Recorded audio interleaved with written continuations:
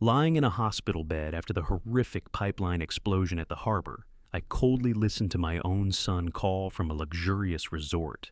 "Dad, you figure it out yourself. We can't refund the resort. I won't be back until after my vacation." I smiled, immediately ordered all my pension accounts frozen, and secretly contacted a lawyer to overturn the secret will that had been kept secret for 17 years. I wanted to see what he would do when the lucrative prize disappeared. A few hours later, 94 missed calls flooded my phone. This story doesn't rush, neither should we. There is a number I want you to hold in your mind as I tell you this story. Keep it close. Let it sit with you the way it sat with me. 94. That's how many missed calls were lit up on my phone screen when I came to on Wednesday morning in Johns Hopkins Hospital, room 312. 94 calls, all from the same number. 94 attempts to get through to a man flat on his back in a hospital bed, a man carrying second-degree pressure burns across his left shoulder, a fractured patella, and so much fluid built up in his lungs that every single breath came out sounding like wet gravel shifting underfoot. I read every one of those calls, every last one. Welcome to His Hidden Revenge. I'm glad you found your way here. If this kind of story speaks to you, tap subscribe so the next one reaches you without you having to go looking. And while you're settling in, I'd love to know, where in the world are you listening from? And what time is it there? There's something about sharing that small detail that makes this feel less like a recording and more like a conversation. Before we begin, a note: some elements of this story have been shaped for the telling, and any resemblance to specific real people or events is purely coincidental. What I care about is the truth underneath the story. That part is real. Not one. I didn't pick up a single call. They started Monday afternoon, 3 hours after the pipeline blew. They arrived in waves, 5 calls inside 10 minutes, then quiet, then another cluster. By Tuesday evening, the count had pushed past 60. By Wednesday morning, 94. The man on the other end was on vacation, Ibiza to be specific. 2 weeks at a resort that runs more per night than most people in Baltimore earn in a month. When the hospital tried to reach him Monday while I was still in the ICU and listed as critical, he told them he'd call back after dinner. After dinner. I know this because Nurse Audrey Crane told me his exact words. She had 61 years of sharp eyes and no patience whatsoever for nonsense. When she repeated what he'd said, the set of her mouth told me everything about what she thought of a man who ranks resort dining above his father's condition. He started calling after his meal was done. I had a very different kind of conversation to prepare for, and I was holding every word of it in reserve. My name is Conrad Hatch. I am 68 years old. I have calloused hands that haven't fully opened in 15 years, and a left shoulder that now carries burn scars in the shape of a burst steam valve. I built Patapsco Marine Services from a single deteriorating harbor shack I purchased in 1993 for $11,000 I didn't have.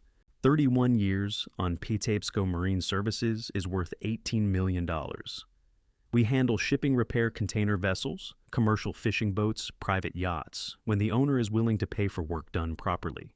2 dry dongs, 43 employees, and a standing in Baltimore Harbor that took 3 decades to establish and could dissolve in 3 minutes if the wrong pipe failed at the wrong moment.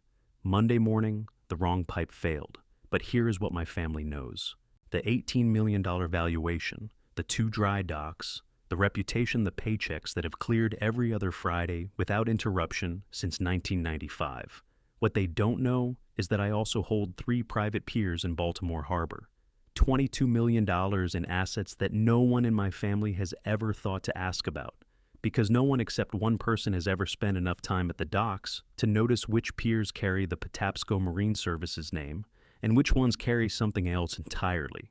You need to understand what $40 million built by calloused hands actually means in Baltimore Harbor. It means I was the first one on site every morning for 28 years. It means I know the name of every welder, every crane operator, every young hand who started out in the paint shop and worked their way up to master shipwright. It means that when my wife Sylvia passed away 6 years ago, 70 people showed up to her funeral who I had never thought to invite people who came regardless, because they still remembered her carrying coffee down to the docks every Sunday morning. It means I know the difference between a man who builds something and a man who simply waits to collect it. The phone on my bedside table buzzed again. Call number 95. I watched it rattle against the white laminate, Watched the screen glow with a name I had put there myself, Fletcher. Fletcher Hatch, 41 years old, my son. The man currently in Ibiza who couldn't cut his vacation short when his father nearly died, but who had managed to place 95 calls asking what any of this meant for the business. I know that's what he was after because he'd left voicemails, 14 of them. I got through 3 before the pattern was unmistakable. Dad, I heard what happened. Call me back. Dad, the hospital says you're stable. I need to know what's going on with the contracts. Dad, I spoke with Dale, and he says the insurance adjusters are already on site. We need to talk through the liability exposure, not once. Are you okay? Not once. I'm on my way home. Only the contracts, the insurance, the liability, the business I had built. The business he had spent 15 years treating like an inheritance that simply hadn't been released yet. I let call number 95 roll to voicemail. Outside my window, Baltimore Harbor stretched out under an October gray sky, that flat cold light that makes everything look precisely as weathered as it is. I could make out Pier 9 from here if I turned my head far enough. Could see the emergency vehicles still sitting along the dock, the yellow caution tape, the shape of the investigation still playing out around a decision I'd made 3 years ago, one I knew was wrong the moment I made it. How does a father spend 36 years pretending not to see the truth that is standing right in front of him? I have 2 sons, one by blood and one by everything that actually counts. Fletcher Hatch, my biological son, born 1983, raised in the house. Sylvia and I, bought in 1982. 41 years of private schools and a college education. I paid for an MBA I funded. 15 years at Patapsco Marine Services in roles that kept accumulating grander titles and shrinking responsibilities. And Kieran Hatch, my nephew, my late sister, Lorraine's boy, he is 45 years old. When Lorraine died, suddenly 36 years ago, she left behind a 9-year-old who carried our family name as she had never married. I took him in. He grew up at the docks coming on in the paint shop at 22. He has been there 23 years now. He runs the entire operation, though his title doesn't say so, and his paycheck doesn't come close to reflecting it. Lying in that hospital bed was the first time in 36 years I stopped pretending there was no difference between the two of them. This is the story of 36 years of a man's quietest failures and the week he finally stopped making them. The accident happened on a Monday afternoon at 4:15, 2 blocks from the pier I'd been walking for 31 years. Pier 9, high-pressure steam pipeline feeding the dry dock hydraulic systems. I had walked that route every Monday since 1993, checking pressure gauges, corrosion, points, valve, integrity. 31 years of Monday afternoons means I had made that inspection walk 612 times. The 613th was different. The pipe was old, installed in 1986, rated for 25 years, still running at 38 because I had signed off on a deferral 3 years back. The replacement quote came in at $240,000. Fletcher said, "We ought to wait until the following fiscal quarter when the Marine contract renewals came through." I knew that waiting was wrong. I signed the deferral anyway because my son had an MBA and spoke in terms like fiscal quarter, and I wanted to believe that meant he grasped something I didn't. The pipe went without warning. One moment I was reading the gauge at junction 7. The next, I was flat on my back, 12 feet away, carrying second-degree pressure burns across my left shoulder and chest, a fractured patella, from where I had struck the concrete piling, and enough superheated steam in my lungs that every breath tasted like blood and hot metal. I don't remember the ambulance ride. I remember the ceiling of the emergency room at Johns Hopkins Hospital, pale gray ceiling panels with a recessed grid that repeated every 3 tiles. I was counting them, while a young attending physician who looked as though she'd finished medical school sometime last Thursday explained that my lungs were having what she termed a very difficult week. "Your lungs are going through a very difficult week, Mr. Hatch," Dr. Elford said. She carried the calm authority of someone twice her age, and the kind of direct eyes that told me she'd already reviewed the paperwork on the deferred pipeline replacement. "They can join the club," I told her, and she made a sound that might have passed for a laugh if she weren't so composed. They admitted me that night. Room 312, 3rd floor window facing Baltimore Harbor. The same harbor Sylvia used to watch from our kitchen window. The same gray October water that was there when I acquired my first dock and will be there long after I'm gone. I made the first call the following morning at 6:30 to Fletcher first, because 30 years of habit is a stubborn thing to shake even once you know it's a mistake. He picked up on the third ring.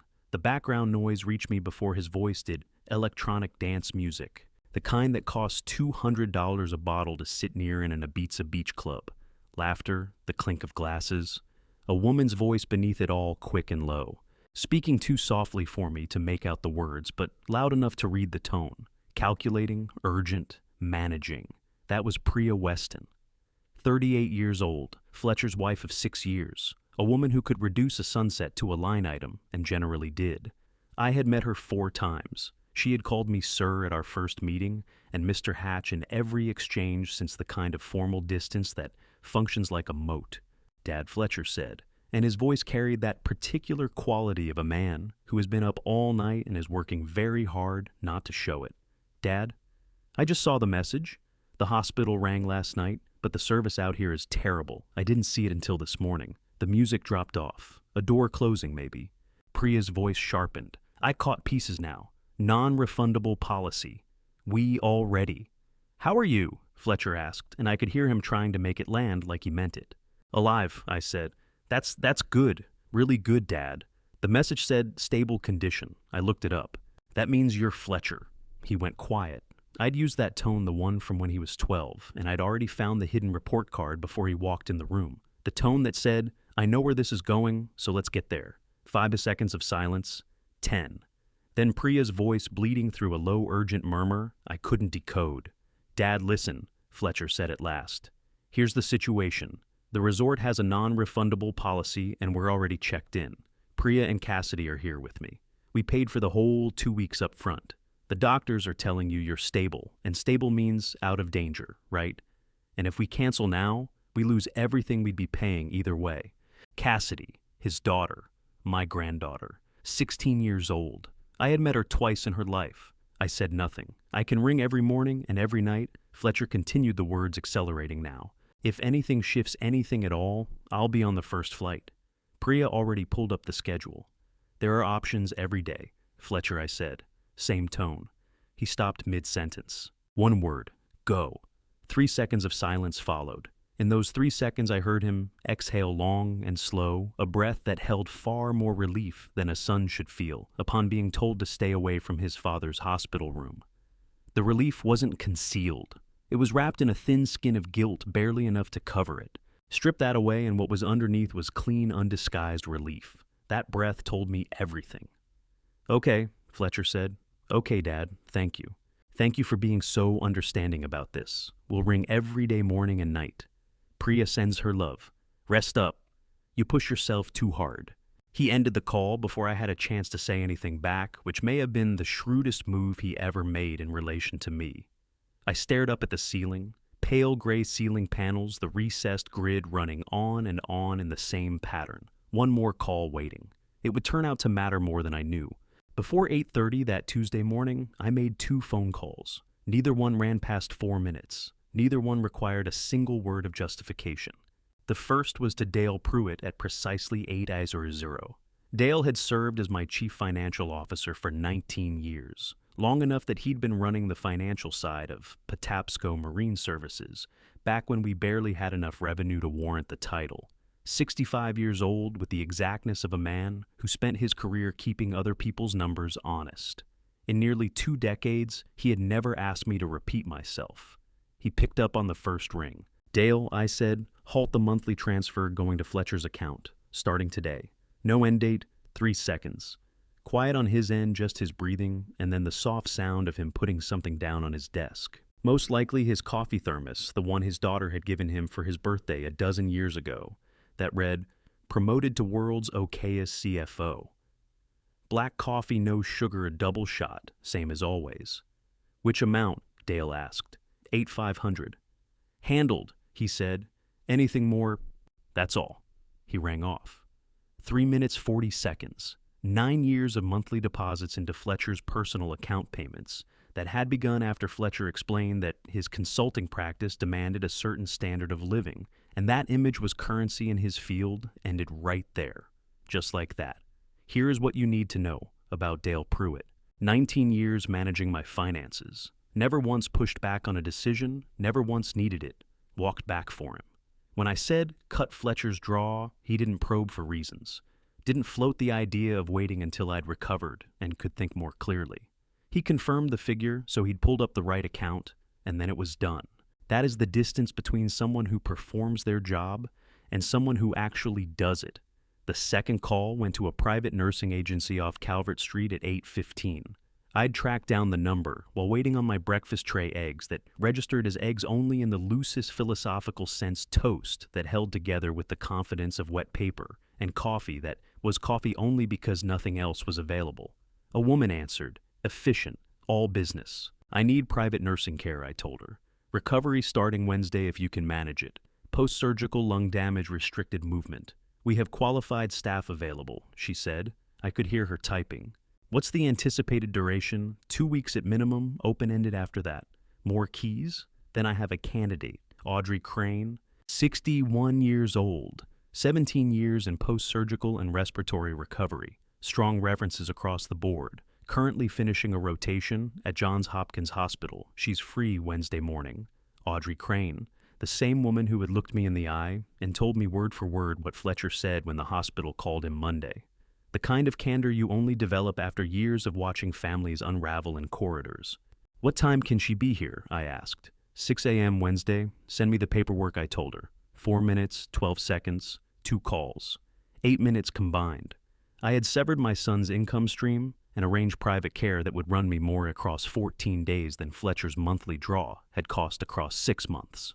The numbers only made sense if you grasped that one of those line items was an investment in my own recovery, and the other had been a decade-long subsidy for a man who'd grown comfortable treating his father's generosity as something owed. I put the phone on the table beside me next to the water pitcher, the tissues the small cluster of cards from shipyard people who had no other address for me. The screen went dark. Nothing incoming from Ibiza. No messages. Just that figure 94 still sitting in my call log like a record of something I'd already made up my mind about.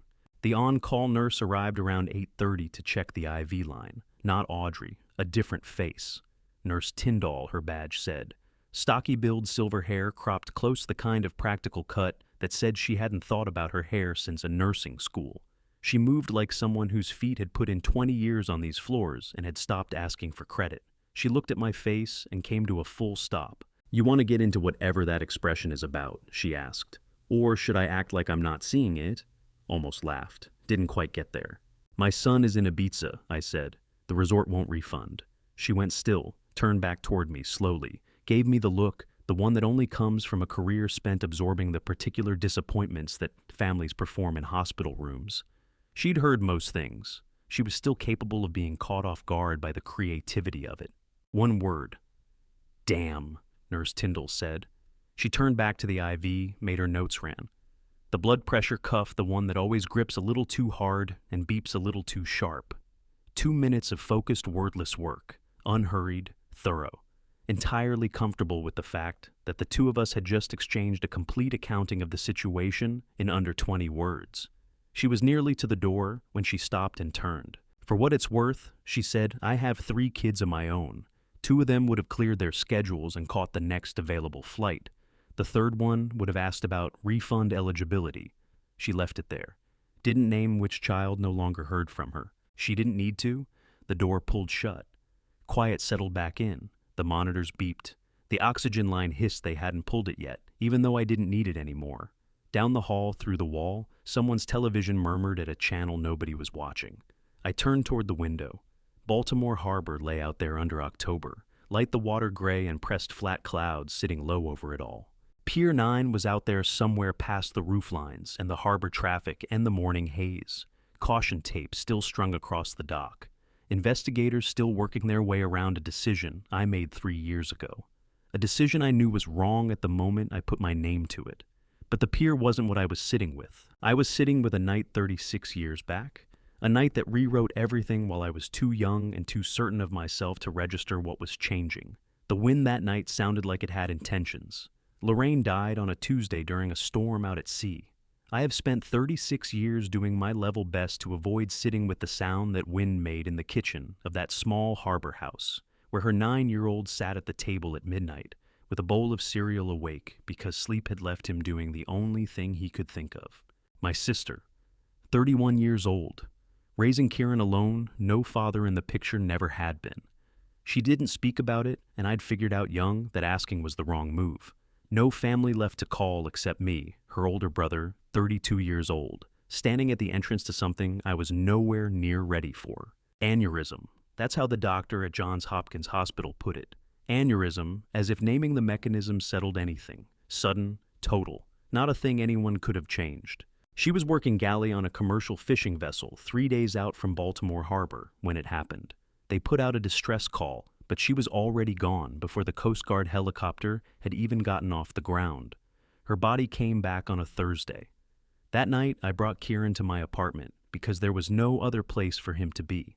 Small place, 1 bedroom, a kitchen barely wide enough for 2 people to pass each other, and he sat on the floor in the corner with his back pressed against the cabinet, eating cereal straight from the box. Dry, no milk, just handfuls pulled out like it was the one thing left in the world that still had any logic to it. The storm kept coming. Wind shook the windows. Rain hit the glass in sheets. The whole building groaned around us. Around midnight, he looked up at me and asked 4 words. Uncle Conrad, what do I do now? 9 years old. Eyes red at the rims, his mother's dark hair going every direction, swallowed up in a sweatshirt, 3 sizes too big that had been hers. I had nothing. I was 32 years old, running something that barely qualified as a business, living in an apartment that smelled like diesel fuel and stale coffee. There wasn't a single answer I could give that would mean anything to a 9-year-old who just lost the only parent he'd ever known. But I said something anyway because the silence was worse than saying the wrong thing. We stay, I told him. That's what we do. We stay. He went back to the cereal. Whether that was the right answer, I couldn't tell you. I'm not sure there was one, but it was what I said. And he stayed in that corner eating cereal until he dropped off around 2:00 in the morning. I carried him into my bed and spent the night on the couch. Come morning, we were both still there. That was 36 years ago. And the boy who sat in that kitchen eating cereal at midnight just came through my hospital room door. I didn't hear him in the hall. The door simply opened at 5:10 Tuesday evening. And there he was, Kieran Hatch, 45 years old, still in his work coveralls from Patapsco Marine Services, hair dusted with the particular kind of coal grime that only settles on you after a full day in a paint shop where the ventilation has never quite worked the way it was supposed to. He looked like he'd come straight off the yard without pausing to change, without stopping to consider whether visiting hours had anything to say about showing up coated in a day's worth of work. He took in the hospital bed, the casted knee, the IV line, the untouched dinner tray with its plastic dome sitting over something that was technically food in the same sense that hospital coffee is technically coffee. He pulled the chair from the corner, without a word dragged it across the linoleum with a sound that made the nurse down the hall probably wince, set it beside the bed, and dropped into it. Elbows on his knees, leaning forward, looking at me with eyes that were still his mother's eyes after 36 years. He said 4 words. What do you need? Not, are you all right? Not, I would have been here sooner if I'd known. Not, I'm sorry this happened to you. What do you need? 4 words. The same count he'd put to me 36 years back in that kitchen in the middle of the storm, only turned around. Back then he'd asked me what to do. Now he was asking what I needed, and somehow, across 36 years and a lifetime of showing up at 5:30 every morning, without anyone having to ask, those 4 words carried more weight than anything I'd heard at any funeral. I looked at him for a long moment, the coal dust in his hair, the grease worked into his fingernails, the Patapsco Marine Services lettering, stitched across his chest pocket in letters that were starting to fade because he'd worn that same uniform for 10 years and wouldn't put in for a new one until this one came apart at the seams. How'd you find out? I asked. His mouth did something that wasn't quite a smile. Mrs. Beckham, he said, lives on your street. She saw the ambulance Monday night, called the shipyard this morning to ask if anyone knew how you were doing, said she'd tried your phone but you weren't picking up. Mrs. Beckham, a 70-something widow, who'd lived 3 houses down from me for 15 years, and who I'd helped exactly twice, once when her car wouldn't turn over in January, once when her basement took on water during a spring storm. Both times I'd handed her my card and told her to reach out if she ever needed anything. She'd held on to it. She'd called the shipyard and Kieran had come. I started a sentence and couldn't finish it. Didn't know how to land it. Didn't know if you'd hear about it. Didn't know if you'd show up. Both of those came out wrong because the honest version was simpler and harder than either. I hadn't called him because some part of me still wasn't certain I had the right to expect him to drop everything and walk in here covered in coal dust, asking what I needed. "I know," Kieran said, like he could read the unfinished sentence and everything sitting beneath it.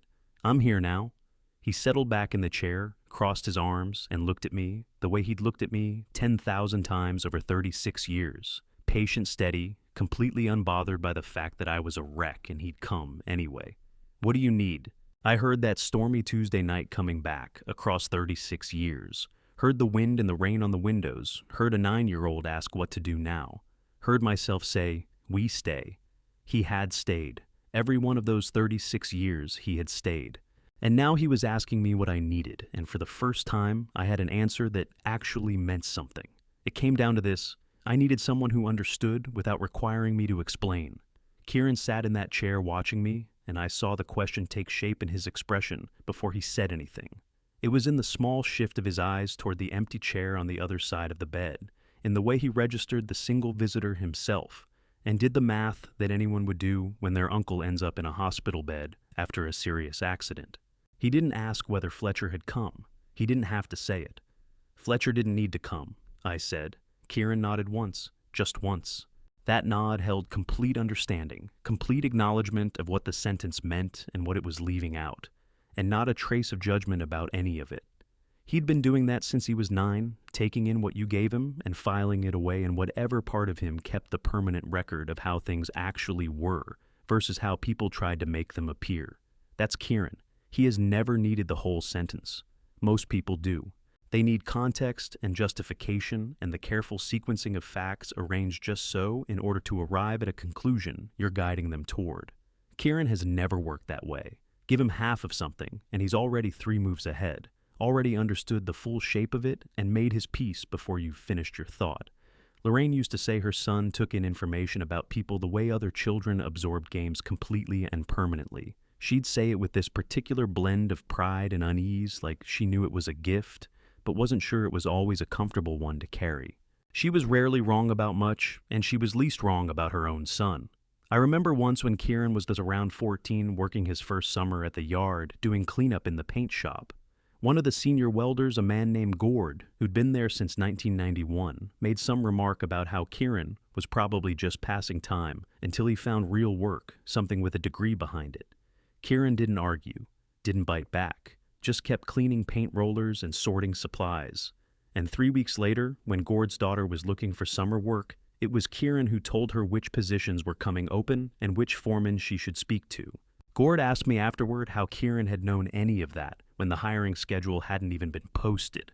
I told him Kieran pays attention. You need to understand what it means when someone knows you well enough that they don't need you to finish your sentences. It means they've been watching. It means they've been listening to the things you say and the things you leave unsaid. And they've put together a complete picture of who you actually are, not who you're presenting yourself as. It means you can't hide from them even when you'd like to. Kieran had known for years, probably since he was 16 or 17, that something was wrong with the way I'd set things up. He'd never said it aloud, never asked why Fletcher held a title and drew a salary for showing up 3 days a week, while Kieran ran the entire operation for wages that barely reflected a quarter of what he actually contributed. Never mentioned that the office Fletcher used had his name on the door, while Kieran worked from a desk out on the main floor, sharing it with 2 shift supervisors. He just kept coming in at 5:30 every morning and handling what needed to be handled. When people brought him questions about operations contracts scheduling, he answered with the kind of authority that only comes from genuinely knowing the work. I'd written my will 17 years ago, 2007.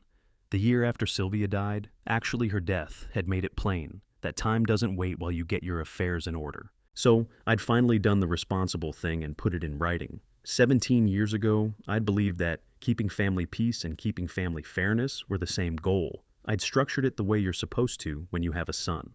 Everything divided according to blood and law, and the accepted wisdom about how inheritance is supposed to go.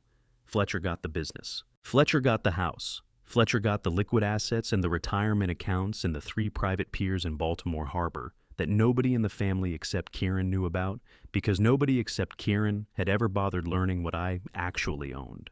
Kieran got a thank you for his years of service and a one-time payment that wouldn't have covered 6 months of what he was actually worth. I'd told myself I was being fair because I was following the rules. But Kieran had known for 17 years that he wasn't in that will the way he deserved to be. And he never once raised it.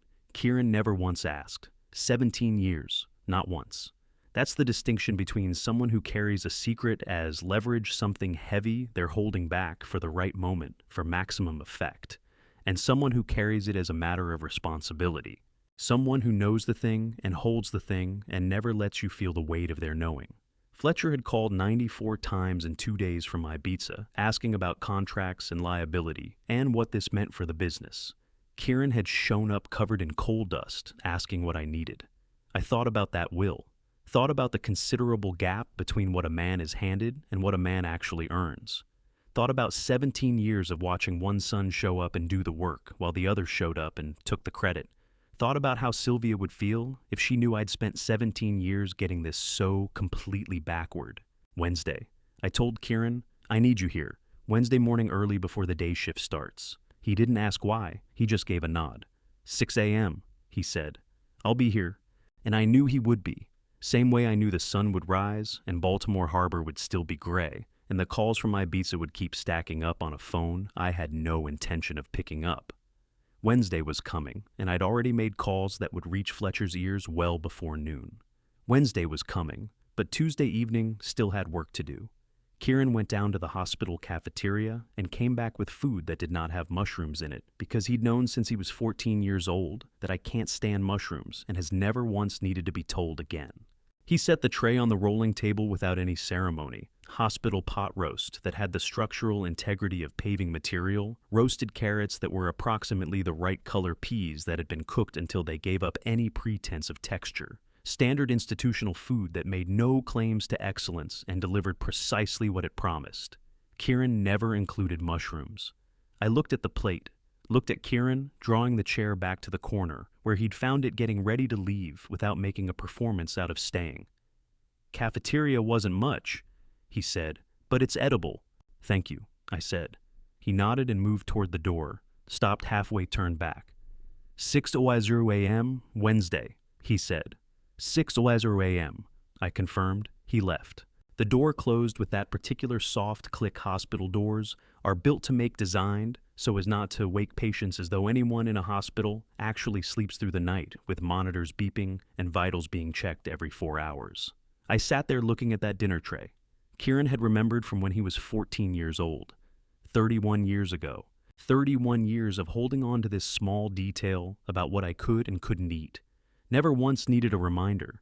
I had to look out the window at Baltimore Harbor, where the evening light was bleeding into that particular shade of purple that settles in just before full dark. 68 years old, 2 sons, 36 years of making sure the wrong one never felt passed over, while the right one simply went down to the cafeteria and found dinner without being asked and brought it back without mushrooms, because he'd been paying attention since he was 14, and no one had ever thought to notice that he was paying attention. How does a father spend 36 years getting something this basic so completely wrong? I ate the pot roast. It tasted like regret and institutional purchasing contracts, but I ate it anyway because Kieran had brought it. And that meant something, even if I'd spent 3 decades being too blind to understand what it meant. The nurses changed shift at 7. Dr. Elford came through at 8 to check my vitals and tell me the lung inflammation was responding to treatment. She left instructions about Wednesday's discharge procedures that I only half absorbed because I was already thinking about what came after discharge, about sealed envelopes and phone calls and a 17-year-old will that needed correcting. The hospital settled down around 9, not silent. Hospitals are never truly silent, but quiet enough that individual sounds separated themselves from the general noise of a medical facility, managing a few hundred lives at once. Monitors beeping in other rooms. A television murmuring somewhere down the hall, the soft squeak of nurse shoes on linoleum, the elevator chime every few minutes. I waited until 10:30, made sure the hallway outside was clear. Then I reached to the bedside table and pulled out the notebook and pen that Nurse Tyndall had left there Tuesday morning, when I'd asked if she had paper I could use. 1-page blue ink left hand. My right wrist was in a cast, and writing with my left made every word take longer. made me consider whether each sentence actually needed to exist before I put it down. I wrote a letter to Fletcher, not the legal documents. Those would come from Harlow Voss's office, formal and precise and filed in triplicate. This was something different.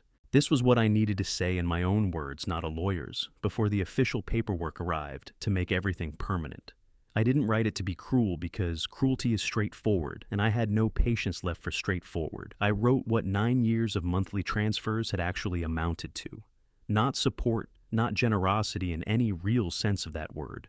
Not even love, though I'd told myself it was love for most of those 9 years. Guilt. How does a father spend 9 years writing checks and call it love when he knows somewhere that it's something else entirely?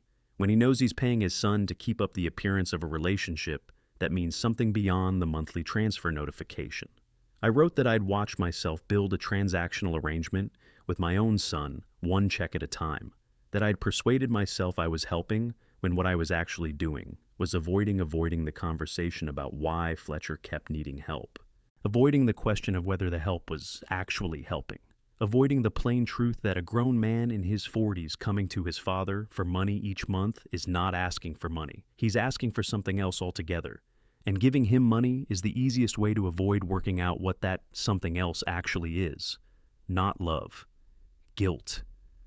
I wrote that I was sorry for the guilt. Sorry that I had let it pass itself off as something better for so long.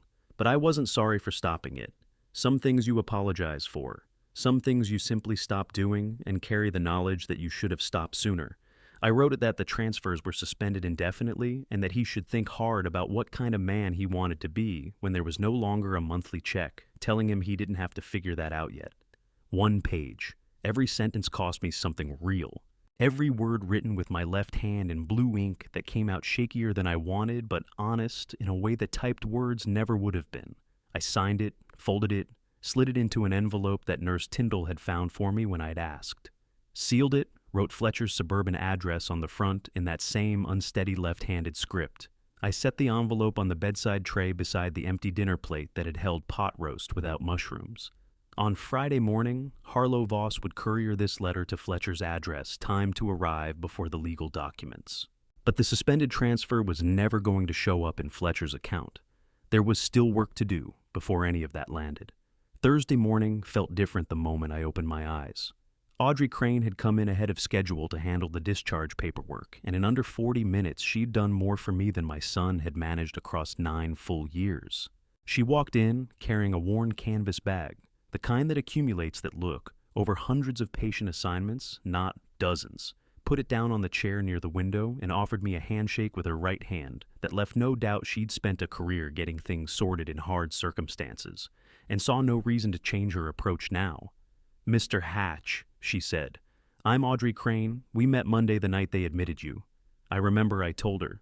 She lifted my chart from the holder at the foot of the bed and moved through it at the clipped pace of someone who has processed 10,000 of these and long since learned which entries carry weight and which exist purely for the record. "Sleep okay?" Some I said. "Eat enough." She produced a sound that told me she'd formed views on both of those responses, but had elected to communicate them through what she did next, rather than what she said. Smart woman. The 45 minutes that followed were an education in what separates genuine competence from the performance of it. Audrey went through my medication schedule and rebuilt it so the pain management stopped working against the anti-inflammatory that had been turning my stomach every morning. Then she sat down with the 2 nurses on rotation and walked them through a handful of things they'd let slip by. Nothing dramatic, the small, quiet errors that don't cause a crisis on their own, but compound into extended stays and problems that had no reason to start. She noticed the ventilator compression assist was dialed to a pressure that struck her as too aggressive for my particular injury. The nurse told her that was the setting it had always been on. Audrey asked since when. The nurse had no answer. So, Audrey pulled the equipment log herself, traced the discrepancy back 6 weeks to a system update that had been misapplied, and had facilities correct it before the morning was out. 6 weeks. Every respiratory patient on that floor cycling through a ventilator, running at the wrong calibration for 6 straight weeks. And not one person on staff had noticed, not until a private nurse arrived and actually read the numbers on the equipment, rather than trusting that whoever came before her had already done it. I watched her move through the room. Stocky build, silver hair, cropped close, the kind of practical cut that said she hadn't thought about her hair since nursing school. She worked the way people work when they've been doing something long enough that the skill stops living in their head and just becomes the way they occupy space. 45 minutes, and I found myself doing the arithmetic. 9 years, $500 every month, $500 per year. $687,000 total, give or take, depending on when you started the clock and whether you counted the extra wires.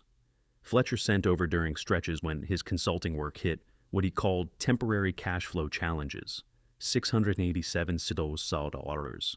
Audrey Crane had untangled more in one morning than Fletcher had produced across all that time and all those deposits.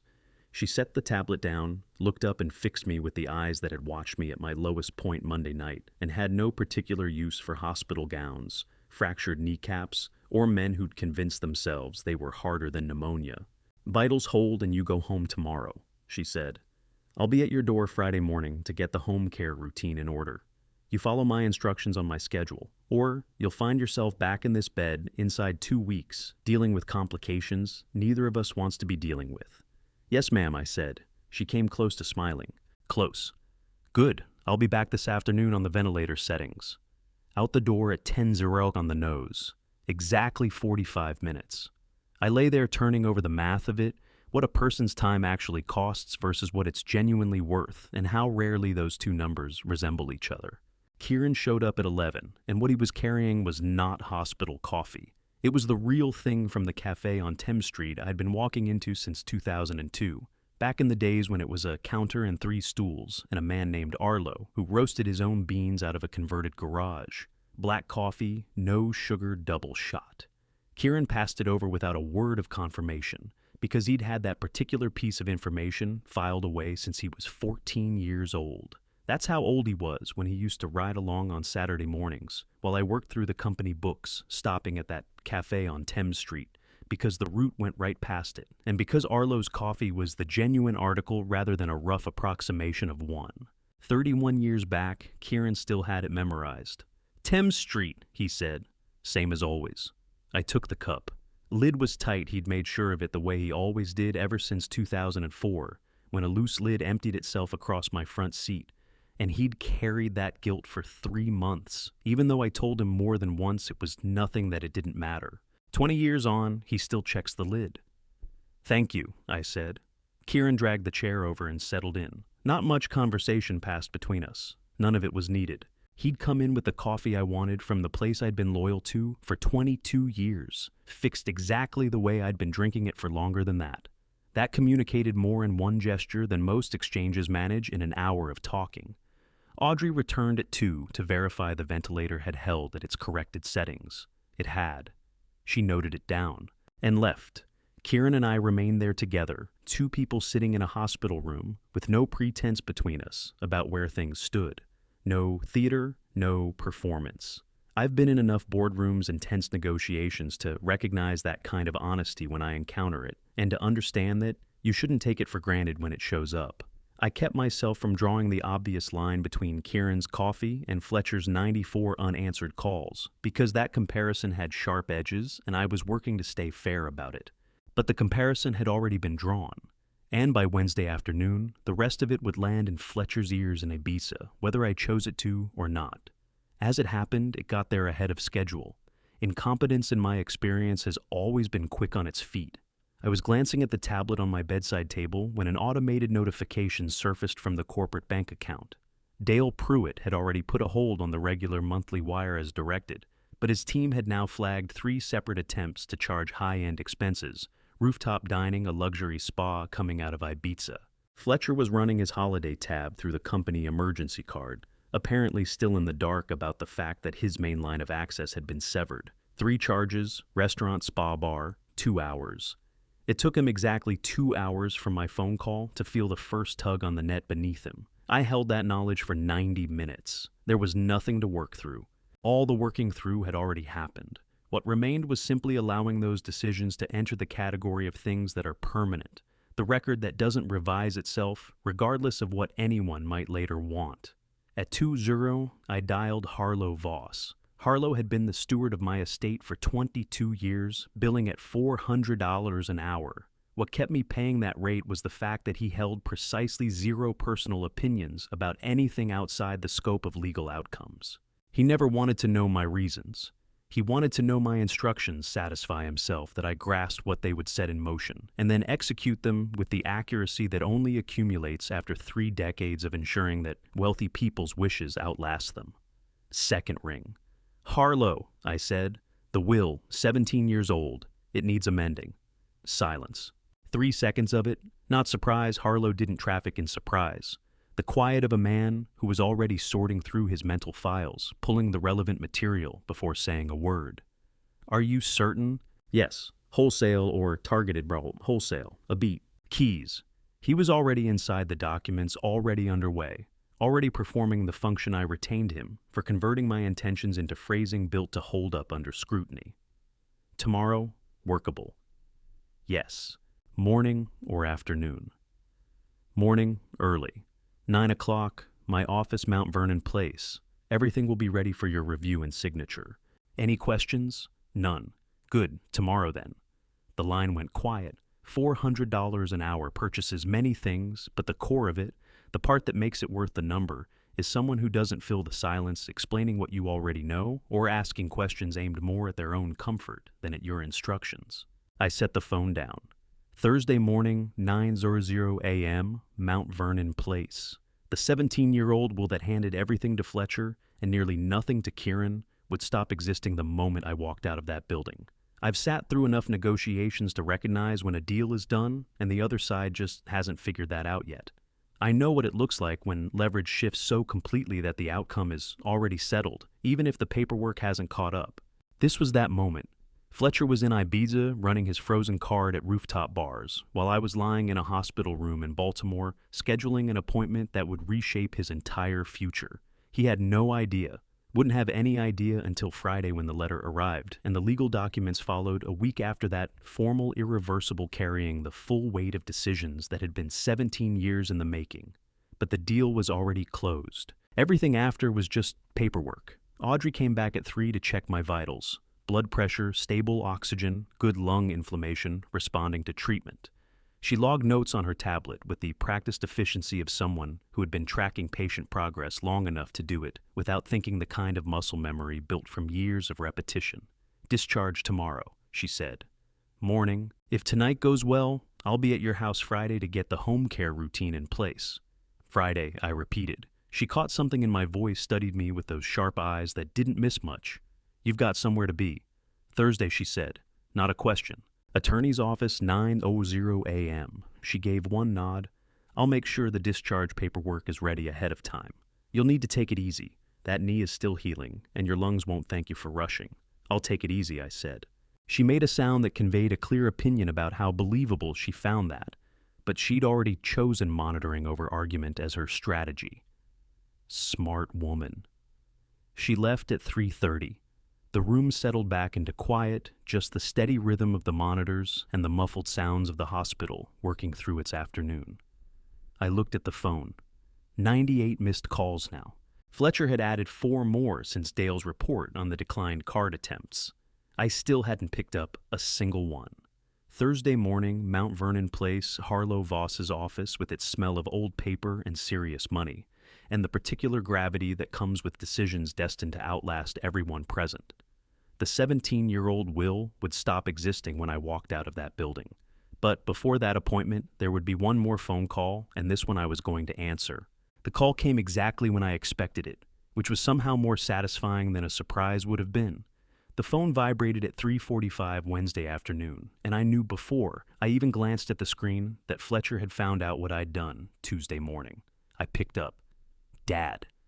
His voice had completely lost its footing.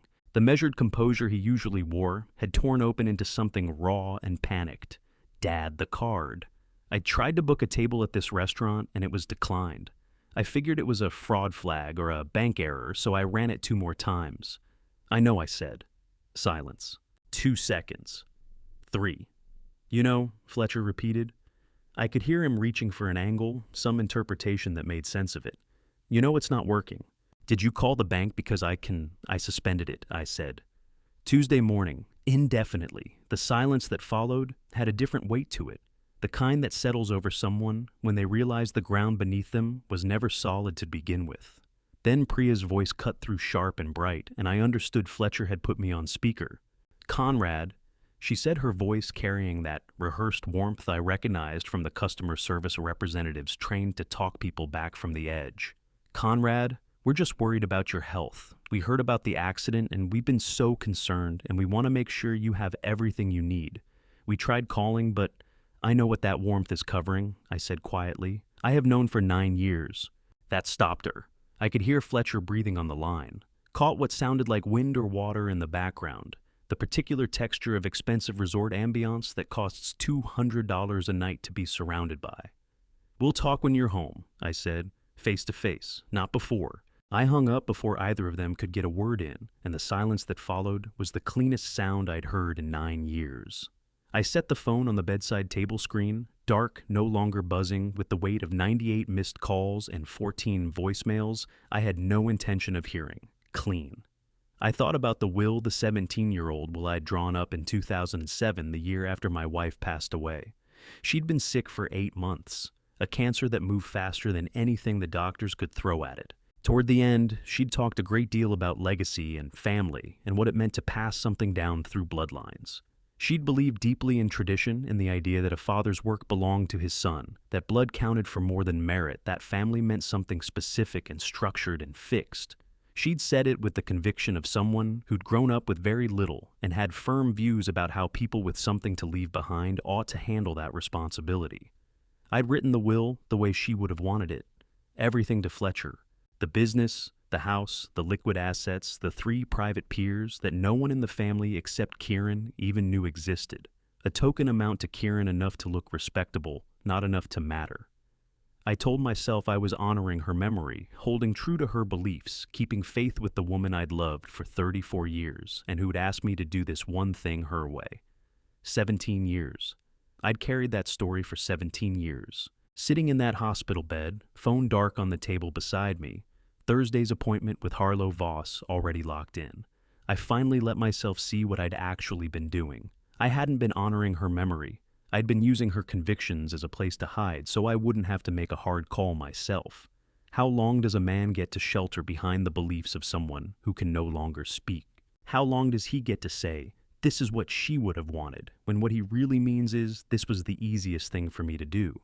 Because the dead can't be overruled, can't object, can't look at you with disappointment when you take the path that asks the least of you. She'd believed in bloodline inheritance. I'd believed in not having to choose between my son and my nephew in a way that left one of them angry and the other grateful. I'd believed in sidestepping the conflict. I'd believed in keeping the peace even when that peace was built on foundations quietly rotting underneath. So I'd written the will she would have wanted and called it respect. And I'd lived inside that story for 17 years. But it wasn't respect. It was convenience wearing the clothes of loyalty. The dead make excellent excuses because they never get the chance to clarify what they meant or change their minds or look at new evidence and admit they might have been wrong. You can raise entire fortresses of avoidance on the foundation of what the deceased believed. And nobody can challenge you because the one person who could dispute your version of events isn't here to do it. I'd built 17 years on top of my wife's convictions about blood and tradition. And tomorrow morning at 9:00 a.m., in Harlow Voss's office on Mount Vernon Place, I was going to pull the whole structure down and put something new in its place. Something that had nothing to do with bloodlines and everything to do with who walked through that door at 5:30 every morning for 23 years without ever needing to be asked. I thought about Lorraine, my sister, the woman who'd raised Kieran for 9 years before an aneurysm took her during a storm at sea. She'd been gone 36 years, but I could still hear her voice sometimes. Could still remember the specific way she'd look at a problem and cut straight to what actually mattered. What would Sylvia say about all of this? The will, the confrontation, the choice to leave everything to Kieran instead of following the bloodline. I knew the answer. She'd cry first, overwhelmed the way she cried at beauty and injustice both. Her eyes would go wet and she'd try to hide it and fail completely. And then she'd say, "It was about damn time." What I'm about to walk you through is the moment I stopped deciding and started doing. The point of no return where what a man has quietly endured finally becomes what he quietly acts on.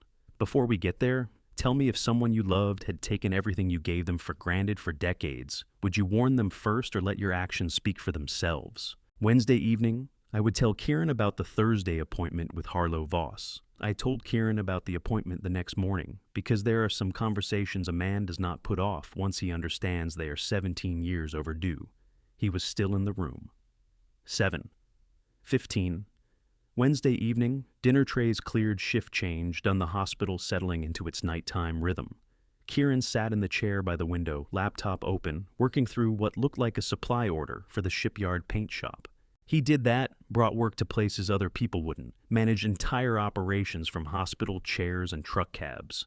I have an appointment tomorrow, I said. Harlow Voss, 9:00 a.m., Mount Vernon Place. He looked up, waited. The will is 17 years old, I said. Something moved behind his eyes. Recognition, the understanding that we'd arrived at a conversation both of us had been waiting on for a very long time. I wrote it when I thought keeping the family intact and keeping things fair were the same objective. I said, I've come to understand they're not. Kieran closed the laptop, set it aside, gave me his complete attention, the way he had been giving me his complete attention since he was 9 years old, looking to me for what to do next. What is fair is not always what keeps the peace, I said, and I am done choosing peace over justice. The words landed bigger out loud than they had sounded in my head, more formal, but they were true, so I left them where they fell. Tomorrow I'm changing it, I said. All of it, the business, the house, the private peers, everything. How does a man explain that he spent 17 years writing a will that denied everything to the person who earned it while handing it all to the person who earned nothing? How does he say, I was wrong for 17 years and I am correcting it now, even though now does not give back the 17 years spent knowing he wasn't in it? You don't explain it, you just say it. I should have done this a long time ago, I said. Kieran looked out the window. Baltimore Harbor was deepening into night, the water shifting from gray to black, a few boat lights drifting across the harbor like slow-moving stars. He sat with that view for a long moment, and I let him, because some information needs time to settle, even when you already sensed it was coming. When he spoke, his voice was quiet. You don't owe me anything. He said, what you did after Mom died was enough, more than enough. You didn't have to take in a 9-year-old who wasn't yours. You didn't have to raise him, or hand him a job, or teach him the business, or let me finish what I started, I said. He stopped, looked at me. 36 years ago, I told you we stay. That's what we do. We stay. I meant it then. I mean it now. Let me finish what I started. The silence that followed was the longest we'd shared all week. Maybe the longest in years. It had weight, the kind that settles between two people being completely honest about something that matters when neither one knows quite what to say next. Kieran looked out the window again. I watched him work through it, the slight movement of his jaw, the way his hands rested on his knees, the particular stillness that meant he was turning something over that he hadn't yet found the words for. One nod, 36 years of earned loyalty acknowledged in a single movement of the head. That was what he gave me. One nod, simple, final. Accepting what I'd said without making a show of gratitude, without trying to talk me out of it, without asking what this meant for Fletcher or any of the 1,000 questions someone else might have raised. Just one nod. Okay, he said. Okay, I repeated. He picked up his laptop, opened it, returned to the supply order, as though we'd just discussed the weather, rather than reordering the next 30 years of both our lives. That was Kieran. You tell him something significant, he takes it in, he accepts it, he goes back to work. Zero drama, zero performance, just acknowledgement and forward motion. I watched him for a few minutes, watched him do what he'd been doing for 23 years, managing the 1,000 small details that kept a business running, while other people accepted credit for the larger picture. That nod was going to cost him something too, in the best possible way.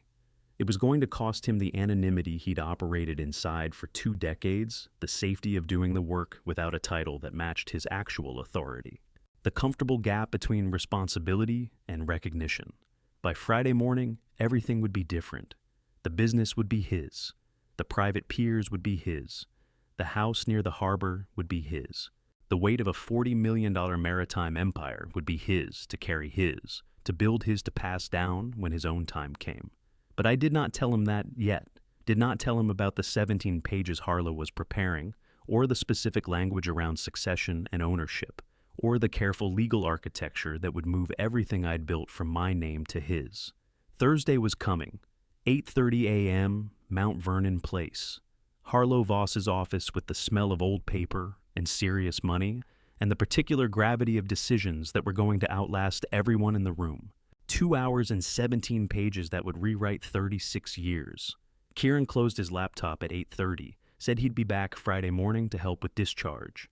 I told him Friday morning was fine. He left. The room went quiet. I lay there looking at the ceiling, thinking about tomorrow, thinking about the will that would cease to exist the moment I walked out of that building, thinking about the new will that would take its place, thinking about one nod and what it meant and what it was going to cost both of us in the best possible way.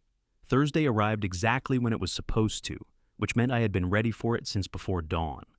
I was awake before 5 thus. Thursday morning, watching my phone collect missed calls in the dark, and I had answered exactly none of them because I was not ready yet. 94 calls. The number glowed on my screen in the pre-dawn darkness like an accusation I had no intention of answering. Same count that had been sitting there Wednesday morning. Same caller, sharper desperation. Fletcher had tried 16 more times overnight each attempt, logging in my call history like a petition I'd already turned down, but he kept filing anyway. I lay in that hospital bed, watching Baltimore Harbor lighten from black to gray through the window, my lungs still laboring with each breath, the way they had been laboring since Monday's explosion, and I thought about discipline. There is something you need to understand about the way I have run my business for 31 years.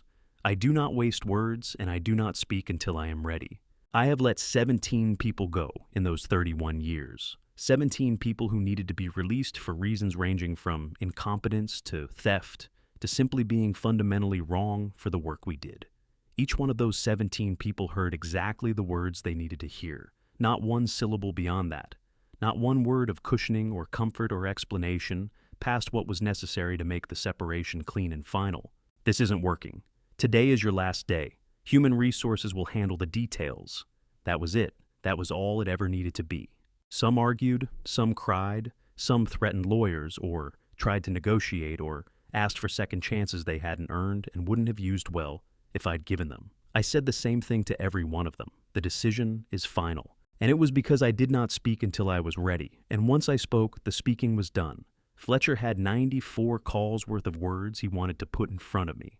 94 attempts to argue or negotiate or explain or do whatever he believed he needed to do to reverse what I had set in motion Tuesday morning. But I was not ready to hear any of it yet. Friday was coming. Friday the letter would arrive. Friday the legal documents would follow. Friday I would pick up the phone and have exactly one conversation that would last exactly as long as it needed to last, and not 1 second beyond that. I was holding every word I had for Friday. The rest was just silence. Audrey came in at 6:00 to check my vitals one final time before discharge. Blood pressure, stable oxygen, good lung function improving, but still compromised. She made notes on her tablet with the efficient precision of someone who had tracked 1,000 patient progressions and knew exactly which numbers carried weight. "You're cleared for discharge," she said. "Don't do anything stupid between now and when I see you tomorrow." "Yes, ma'am," I said. She almost smiled. Almost. 7 a.m. Exactly. Kieran arrived. I heard him before I saw him. The particular sound of work boots on hospital linoleum. The pace neither rushed nor leisurely, just deliberate. He came through the door in his work coat keys already in hand, punctual the way he'd been punctual for 36 years. 36 years of appearing when and where he said he would prepare to handle whatever needed handling. "Morning," he said. "Morning," I said. Audrey passed him the discharge paperwork. 2 pages covering medication schedules, wound care physical therapy, upcoming appointments, activity restrictions, warning signs that would mean calling for help right away. She read through them aloud. Kieran listened without writing a single word down, without asking her to repeat anything, without reaching for his phone to make notes or photograph the instruction sheet. He simply listened, absorbed every detail the way he had been absorbing every detail about me since he was 9 years old, sitting in a kitchen at midnight over a bowl of cereal, asking what to do next. Pain medication every 6 hours, Audrey said. No stairs for 2 weeks. Physical therapy starts Monday. Any fever over 100°, call immediately. Kieran gave one nod. She looked at him the way perceptive people look at other perceptive people when they recognize what they're dealing with. "You'll actually follow these instructions," she said, not a question. "Yes, ma'am," Kieran said. She handed him the paperwork. He signed the discharge forms in 3 places, dated them, returned them. The whole exchange took 90 seconds. Then he helped me into my jacket, the same jacket I'd worn on Monday when the pipe let go. Now clean and folded, someone on the hospital staff had thought to do that without being told. Kieran held it open while I worked my left arm through the sleeve, then guided the right arm carefully past the cast on my wrist. No fuss, no hovering. Just the kind of help that comes from someone who has been taking care of a person their entire life. Because in every sense that actually mattered, he had been. I'd raised him from 9 years old to 45. But somewhere across those 36 years, the balance had shifted. Somewhere between teaching him how to read a contract and watching him run a full maritime operation, without once looking to me for approval, he had become the one doing the looking after.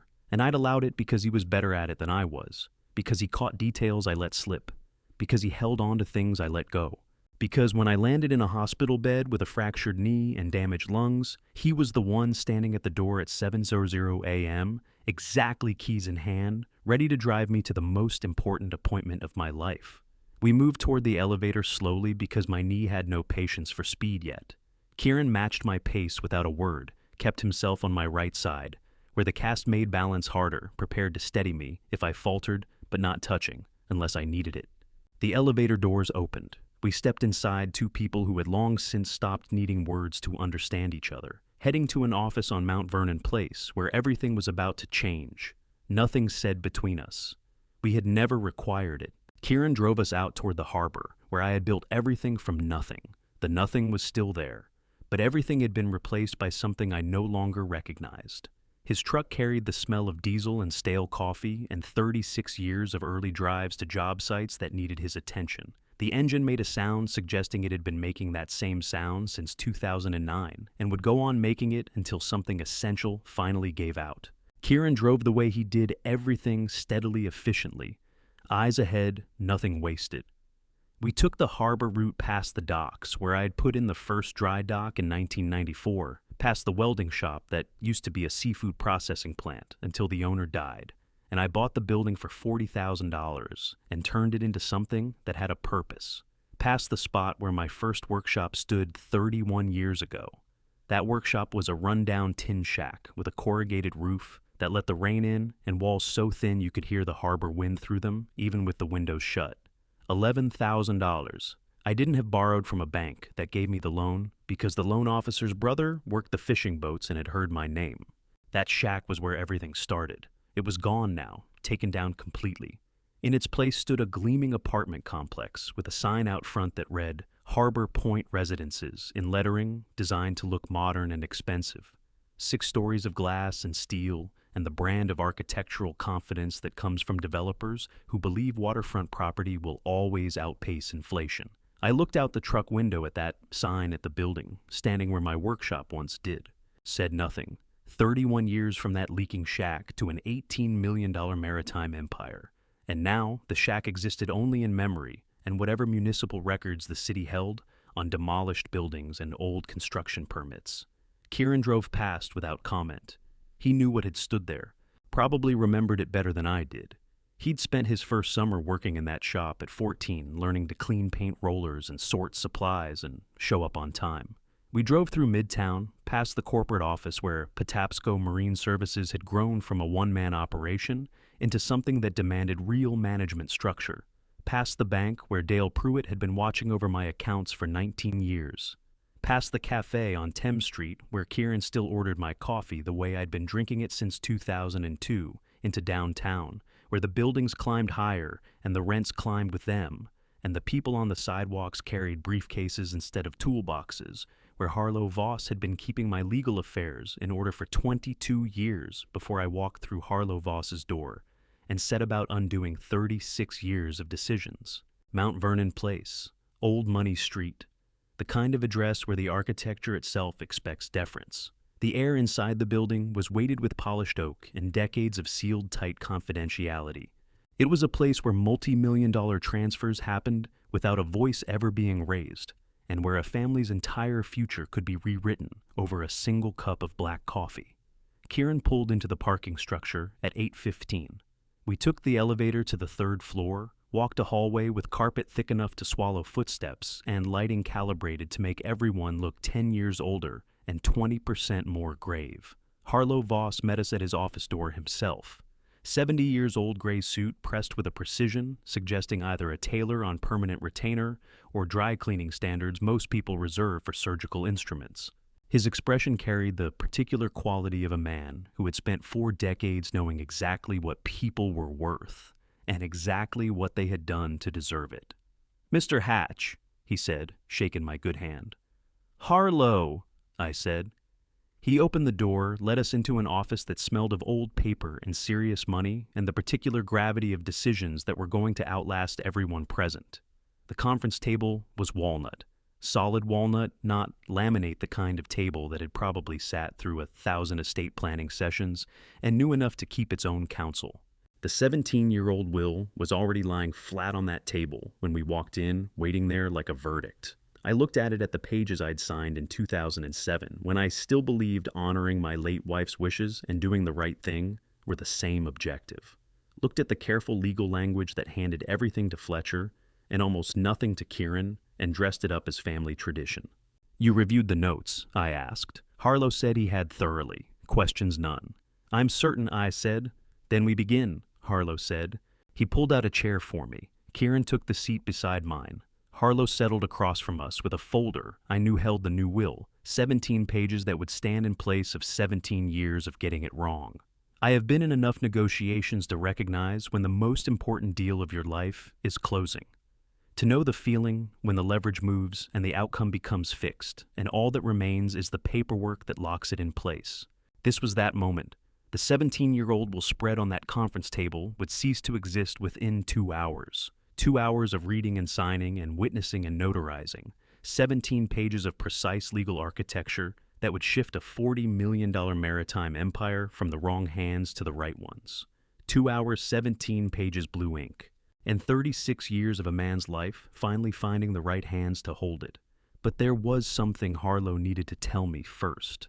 Something I had set in motion 8 months before I ever landed in that hospital bed. We were 40 minutes into the rewrite when Harlow glanced up at me over his reading glasses and said something that reframed every choice I'd made since Monday. "For the record, Conrad," he said, setting down his pen with the particular care of a man who'd spent 4 decades ensuring every detail was accounted for. "You contacted me 8 months ago. February asked about will replacement process and legal requirements." I nodded. "That's correct." Kieran looked at me, said nothing, just looked.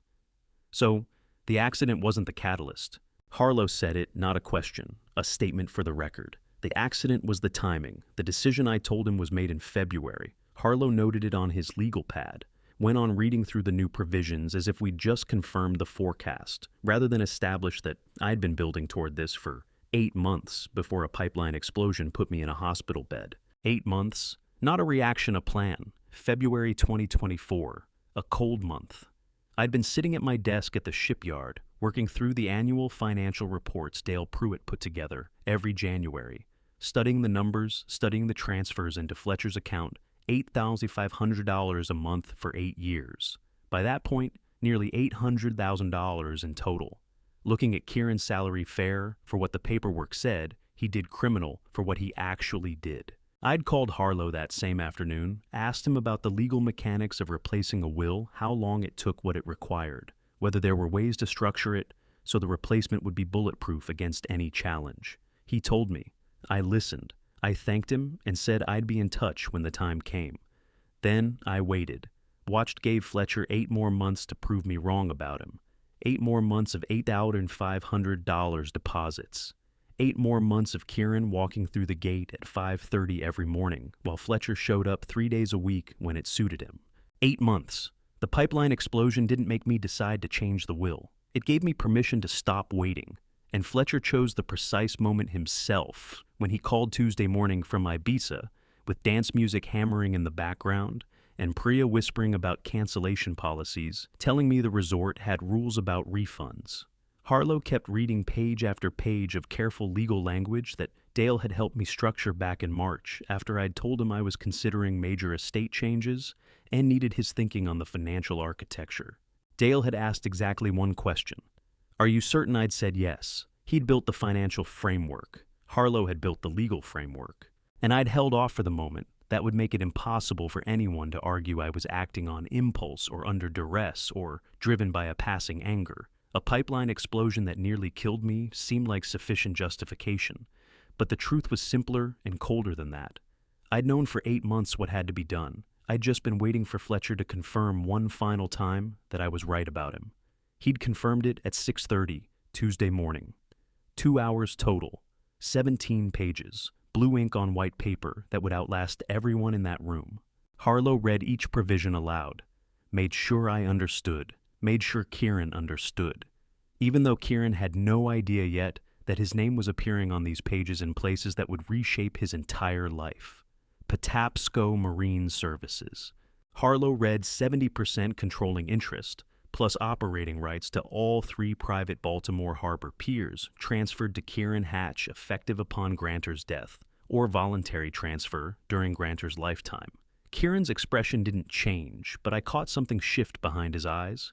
Recognition, maybe an understanding that we weren't simply updating paperwork. Remaining 30% of company assets, Harlow continued directed to the Poor Fishermen's Relief Fund, established Baltimore Harbor, 1981, in memory of Sylvia Hatch. The fund where Sylvia had volunteered before she died, where she'd brought 9-year-old Kieran on Saturday afternoons and let him sit in the corner, reading while she helped struggling families fill out assistance applications and find their way through bureaucracies that seemed designed to make help as hard as possible to reach. 30% of a maritime empire to honor the sister who'd raised a son who grew into exactly the kind of man who deserved 70% of that same empire. 70% to the person who earned everything. 30% to honor the sister who raised him right. The mathematics of justice measured proportional and final. Fletcher Hatch Harlow read, and his voice carried the particular neutral quality of a man reading something he had opinions about, but was being paid $400 an hour not to share. Suburban residents' current assessed value, $350 as $7. I looked at Kieran, fair return for a son who did just enough to almost qualify as one.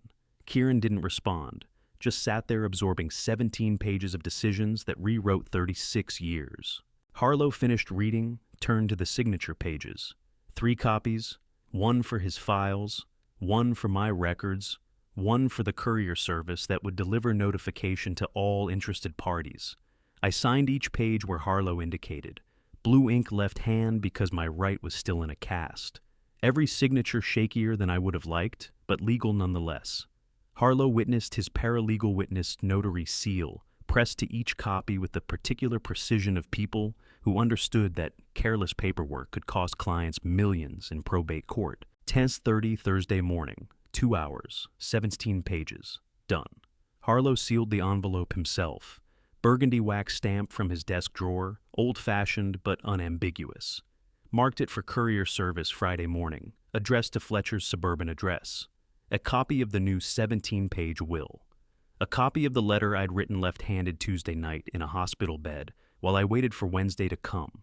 Everything Fletcher needed to understand that 9 years of $8,500 a month had purchased exactly nothing except a $350,000 house, and the knowledge that his father had been keeping score the whole time. Harlow handed me my copy of the new will, shook my hand, told me the courier would confirm delivery Friday afternoon. We left his office at 10:45, walked to the elevator, rode down to the parking structure, got into Kieran's truck. And then I had to tell him what we had just done in that office. Kieran pulled back into the hospital parking lot at 11 and cut the engine, and in that quiet cab, I made myself say out loud what I had just given him. The engine ticked as it cooled. Through the windshield, I could see the 3rd floor of Johns Hopkins Hospital, where I'd spent the last 3 days watching 94 missed calls accumulate and mapping out what would happen in Harlow Voss's office. I studied Kieran's profile, Sylvia's jawline, Sylvia's stillness. 36 years of her visible in the shape of his face and in the particular way he sat with hard information, completely motionless, processing everything inward before deciding what needed to be said. What we did in Harlow's office, I started. Conrad, he said. I cut him off. You're getting the company that peers all of it. Silence. The longest silence of the week. Not uncomfortable, not shocked, Just Kieran sitting with the weight of what I had just placed in his hands. The way he'd been sitting with weight since he was 9 years old, asking what to do now, and I'd told him we stay. I watched him work through it, watched the small movements most people wouldn't catch, the slight shift of his shoulders, the way his hands resettled on his knees, the particular quality of stillness that meant he was thinking something all the way through before he'd allow himself to respond. He didn't flinch, didn't manufacture surprise or gratitude or any of the performances people tend to put on. When someone tells them they're inheriting $40 million, just sat there being exactly who he'd always been, someone who absorbed information completely and permanently before deciding what it meant. 45 seconds. I counted them. 45 seconds of silence that would have felt suffocating with anyone else, but with Kieran just felt like waiting for the right words to arrive. When he finally spoke, his voice was low. "It's too much," he said. "It's exactly enough," I said. "And don't argue with a man who has a lung injury and limited patience for hair splitting about what you've earned." He looked at me, then really looked at me. And something shifted in his expression, something I hadn't seen in a very long time. A smile. Not the almost smile from earlier in the week when he'd brought me coffee from Thames Street. Not the small acknowledgement that passed for amusement when he was being careful about letting anything show. A real smile, genuine, the kind that started in his eyes and moved to his mouth, and changed the whole shape of his face into something younger and less guarded. I'd seen that smile maybe a dozen times in 36 years, always at unexpected moments, never when he was trying to produce it. Just occasionally when something broke through the careful composure he wore, like a second skin, it would surface for a few seconds before retreating behind whatever wall kept it safe. 4 seconds. 4 seconds. That's what I counted. 4 seconds of Kieran Hatch with a real smile on his face, the kind that doesn't perform anything, just sits there because his uncle had just signed over a maritime empire and told him the matter wasn't up for debate. Then it closed like a shutter. He was back to himself, measured present, giving nothing away. "Mom would have had something to say about this," he told me. I knew exactly what Lorraine would say. Didn't need to guess. Her voice was so clear to me in that moment, I could have placed her in the back seat of the truck with us. "She'd cry first," I said. "Then she'd say she should have done it 17 years ago."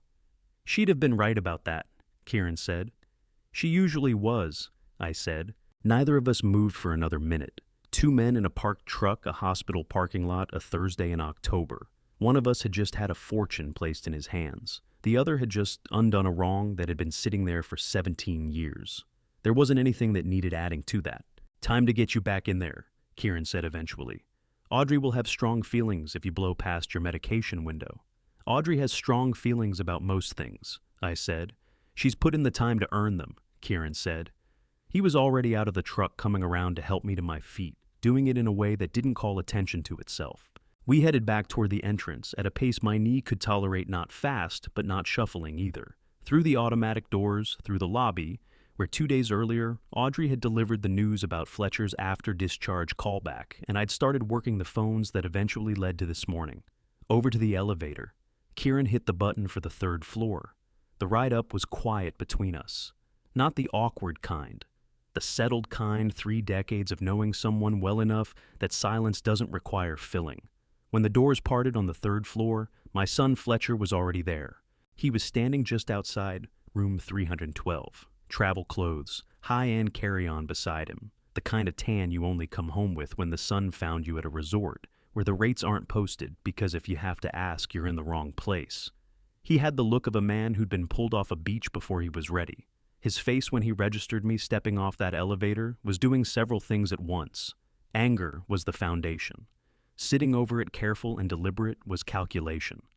The face of someone who's decided in advance how much displeasure to show and has already started doing the math on whether that's enough or too much, all while something underneath both of those things was doing its level best to look like anything except fear. He glanced at me. He glanced at Kieran. He took in the 2 of us together, arriving from somewhere that clearly mattered. "Dad," Fletcher said.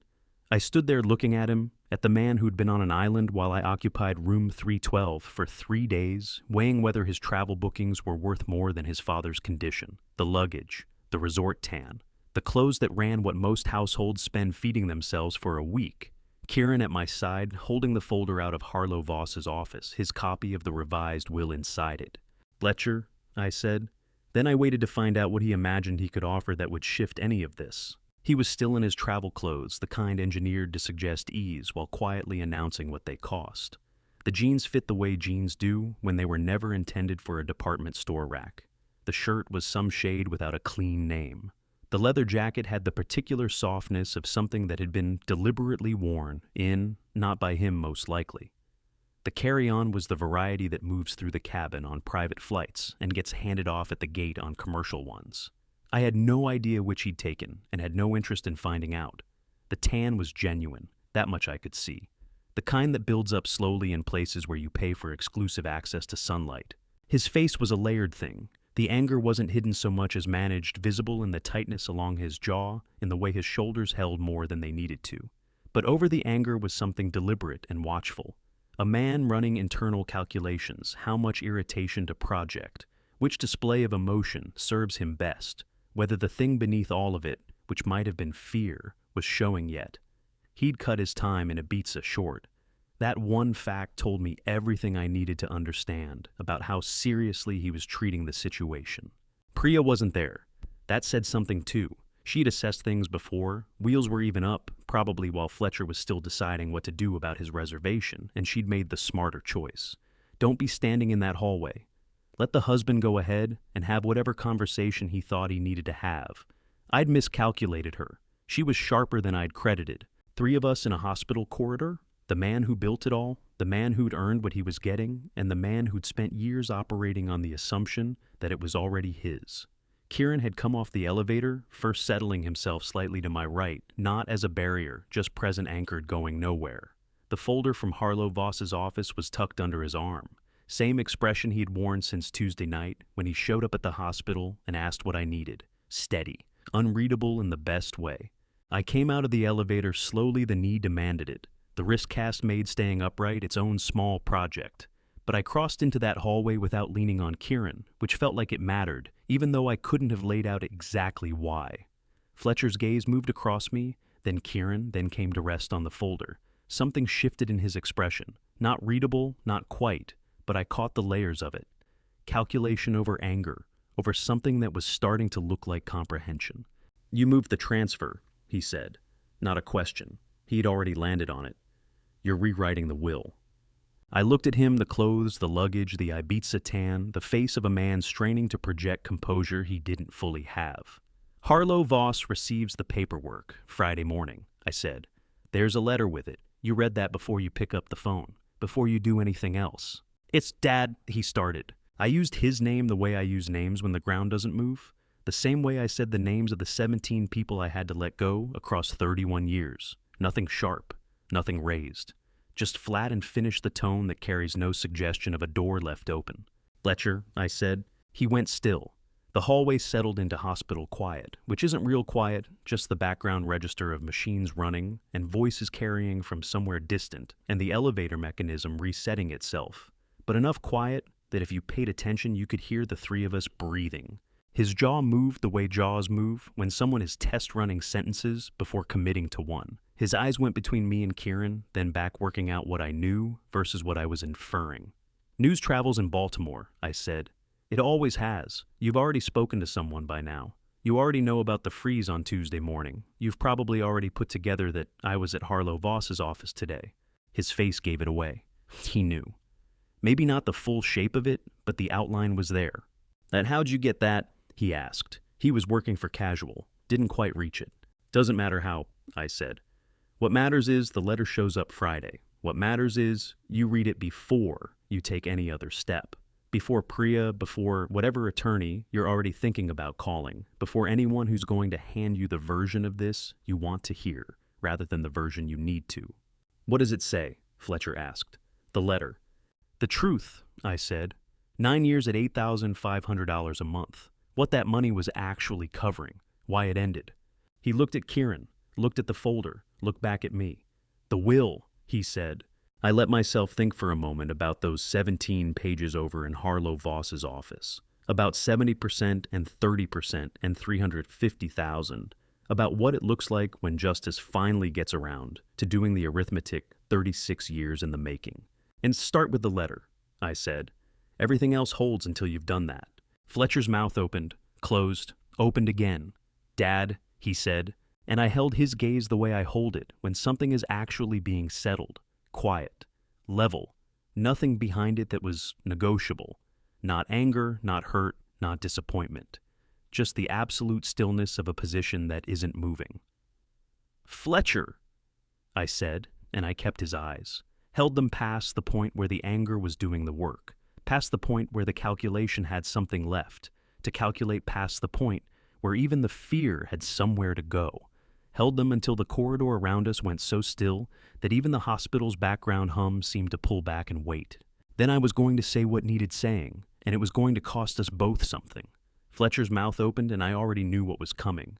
The reasonable tone, the "let's step inside" gesture, the move, to get us into a controlled space where he could manage the variables the way he had since he was 12.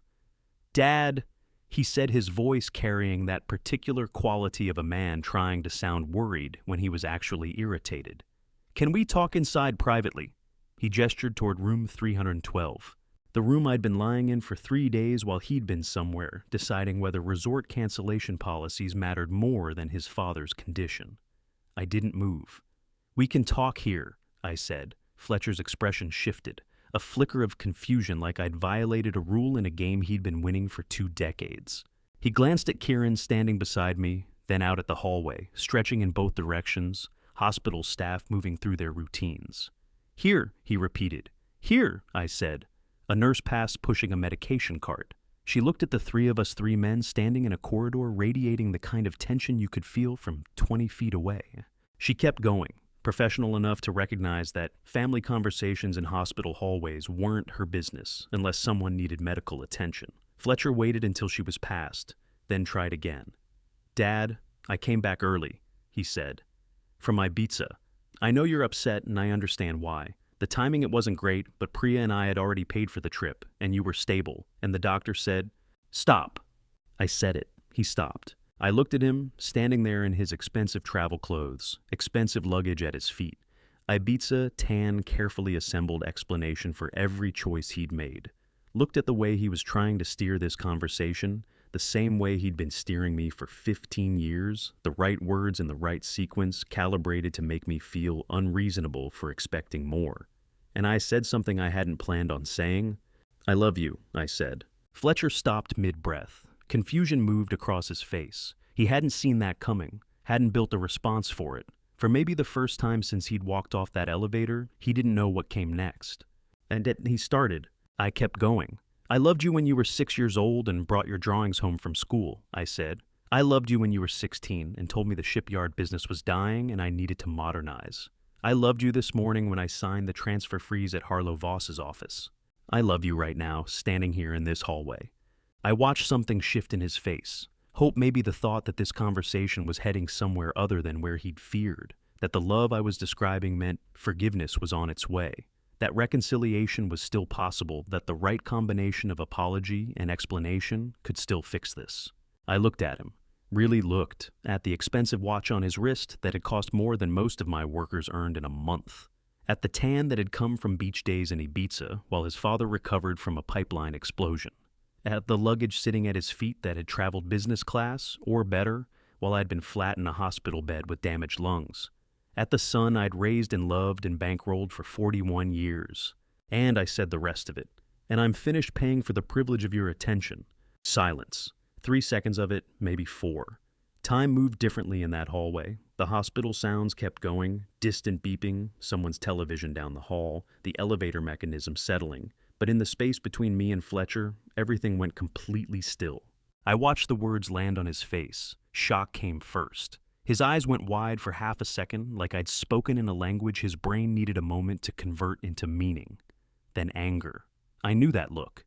I'd been watching it for 20 years. His eyes narrowed. His jaw went tight. The muscle in his cheek jumped the way it did when he was working hard to hold back something he knew he'd regret.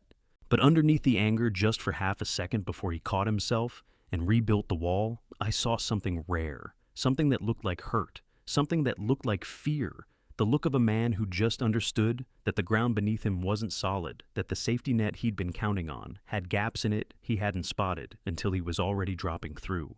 He opened his mouth, closed it, opened it again. "What does that mean?" he asked, and the reasonable quality was gone from his voice. Now it just sounded like someone working very hard to stay composed, while everything they had assumed about their life rearranged itself into a shape they didn't recognize.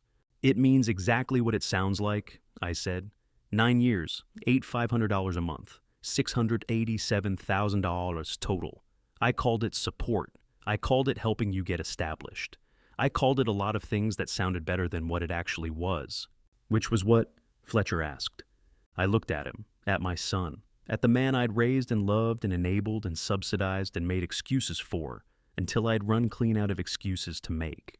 "Payment," I said, "for your attention, for your phone calls, for your visits, for the performance of being my son instead of actually being my son." His face did something I'd never seen it do before. All the layers fell away at once. The anger, the calculation, the careful management of how he wanted to come across.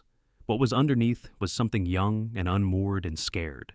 "They dad," he said, and for the first time in maybe 20 years, it sounded like he meant it. I stood there in that hospital hallway with my casted wrist and my damaged lungs and my nephew beside me holding a folder with paperwork that was going to change all of our lives. And I didn't say anything more because I'd said what I came to say, and everything after that was just silence. Fletcher's mouth moved like he was searching for the opening word of a sentence that didn't exist yet.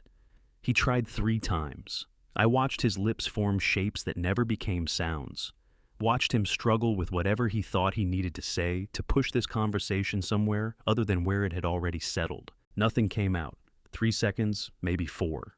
The hospital sounds continued around us, distant beeping the elevator mechanism, someone's television playing down the hall. But in the space between me and my son, everything was perfectly still.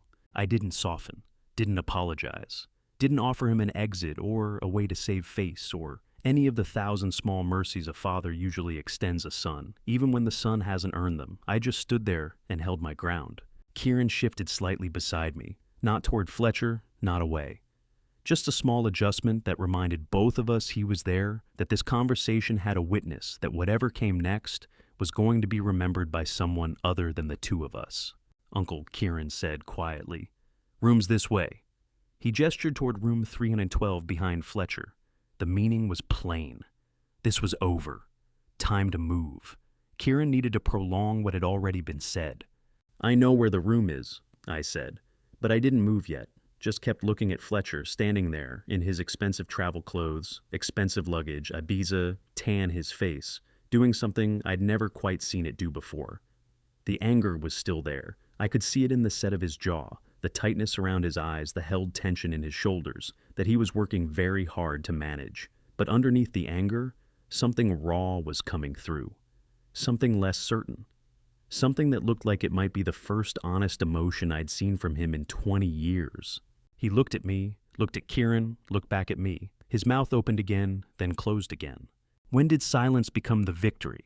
Fletcher reached down and picked up his luggage, the expensive carry-on that had made the trip to Ibiza, and back with him. Lifted it with one hand, settled the strap on his shoulder, adjusted his jacket.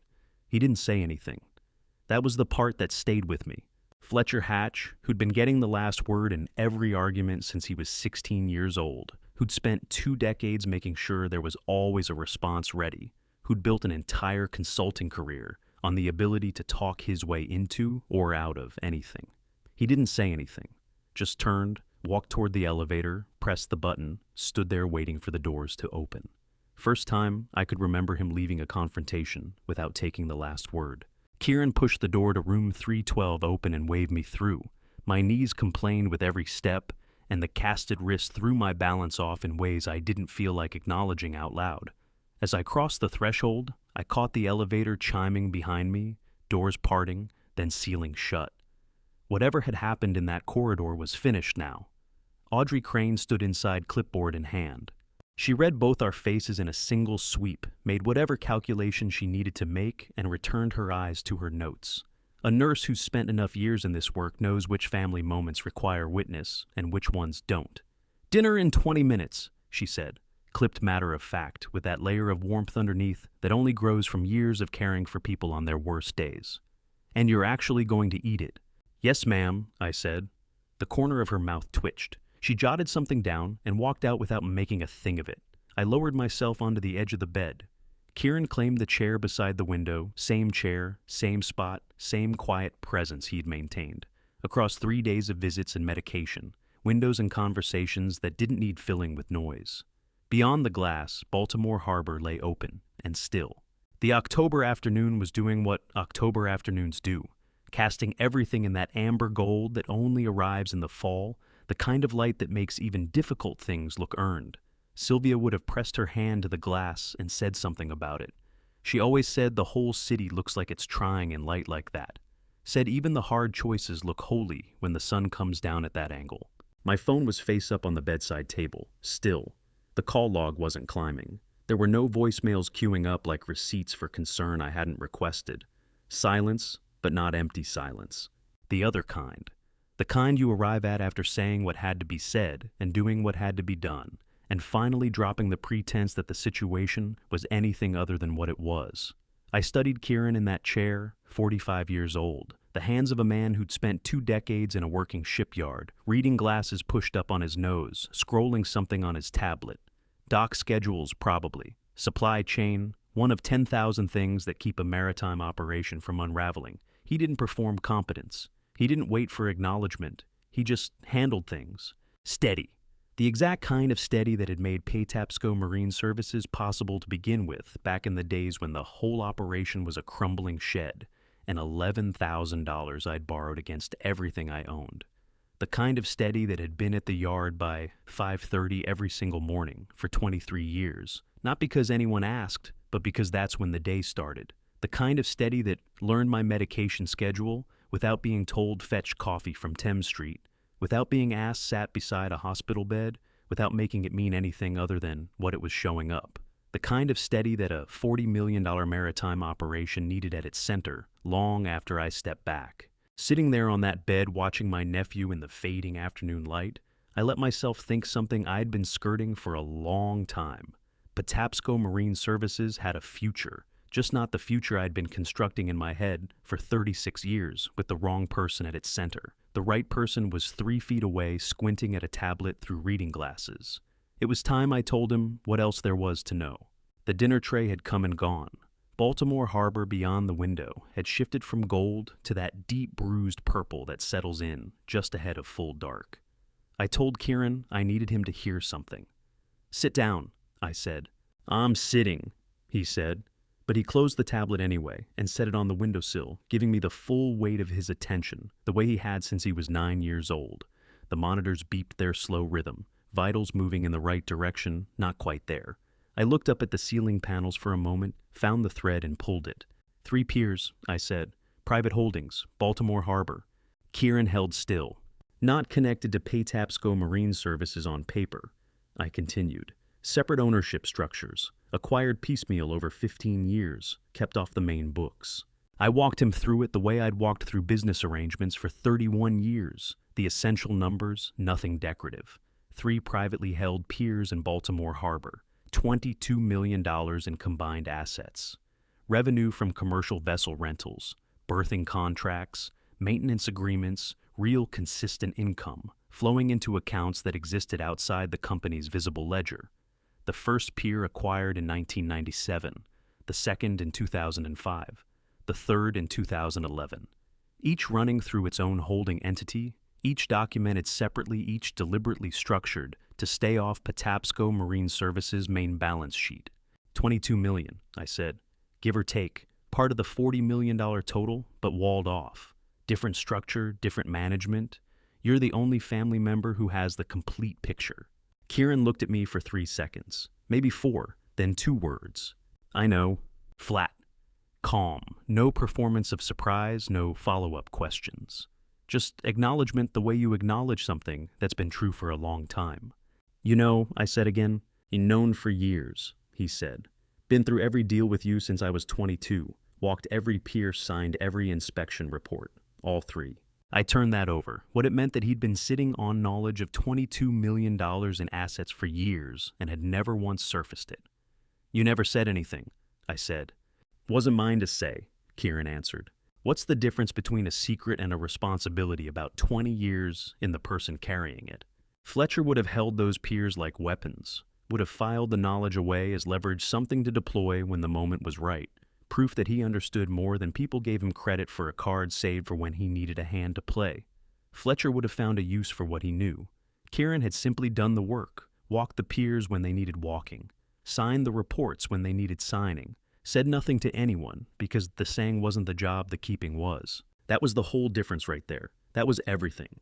The purple harbor light was coming through the window, now spreading across the floor behind him, and I understood something I'd probably been edging toward for years without letting myself arrive at it. He'd been prepared for this longer than I had. The only one in the room who hadn't been ready was me. That shipyard opens at 5:30, Kieran said, eyes on his watch. Need to get back. Go, I said. I'm fine. He got to his feet, tucked the laptop under his arm, slung his jacket over one shoulder. He paused in the barway and looked back, nodded once quietly, the way he nodded when everything worth saying had already been said, and he wanted you to know he'd heard all of it, including the parts that hadn't been spoken aloud. The door pulled shut behind him. Quiet filled the room. I thought about Sylvia, my sister, 36 years gone, but woven into every exchange I'd ever had with her boy. She used to plant herself at the kitchen window that faced the harbor and watch the early light work its way across the water. Said it every time the whole city looks like it's trying. Said it looked like people were doing their honest best, even when their best was still a ways short of good enough. I'd tried. The trouble was waiting too long to try the right things. Sometimes that failure belongs to bankers, sometimes to lawyers or business partners who should have caught what they missed. And sometimes, more often than any of us want to admit, it belongs to a father who spent 17 years drafting a will around the wrong name, because changing it would have meant saying out loud that he'd been wrong for 17 years.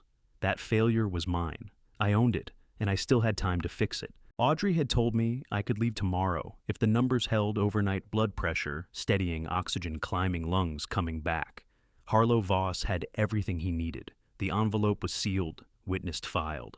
Transfer documents on the 3 private piers.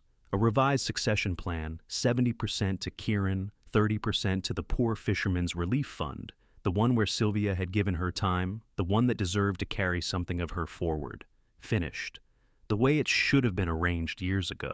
Come Friday morning, an envelope would reach Fletcher's suburban address. The new will, the letter I'd drafted left-handed on Tuesday night. The one that explained plainly that 9 years of monthly deposits had never been love. Everything he'd need to understand that the ground under his feet wasn't ground anymore. I lay back and let the room settle around me, turning over tomorrow and Friday, and all the days that came after when the new version of things would stop feeling new, and the old version would become the story we used to tell ourselves before we knew better. Thinking about Kieran at the shipyard at 5:30. Friday morning doing the work that needed doing. Thinking about Patapsco Marine Services and 40 million and 36 years of getting it wrong before finally getting it right. Thinking about the gap between what you owe someone and what they've actually earned, and how those two things don't always line up but ought to. 9/17. Friday morning, a courier pulled up to Fletcher's suburban address with an envelope I'd never watch him open, but whose every word I knew by heart. I wasn't there when it happened. Didn't need to be. Harlow texted me at 9:19. 2 words, no punctuation, package delivered. I set the phone face down on the hospital tray and looked up at the ceiling panels I'd had memorized for 3 days. 38 full panels in the grid above my bed, 2 half panels along the right edge where the room narrowed. Somewhere across Baltimore, my son was holding paper that would rewrite 30 years of assumptions about what he owned, what he'd inherited, what had always belonged to someone else. The envelope held 6 pages of binding corporate actions executed while he was away. Not the unprobated will. Harlow understood that sending a will to a living heir carried no legal weight. What it was instead, an immediate corporate ouster. Effective immediately, Fletcher was terminated from his executive position at Patapsco Marine Services for gross negligence regarding the deferred pipeline maintenance. Alongside the termination, Harlow had included a formal revocation of his corporate signing authority and an official eviction notice for the suburban house, which was legally held under the company's real estate portfolio.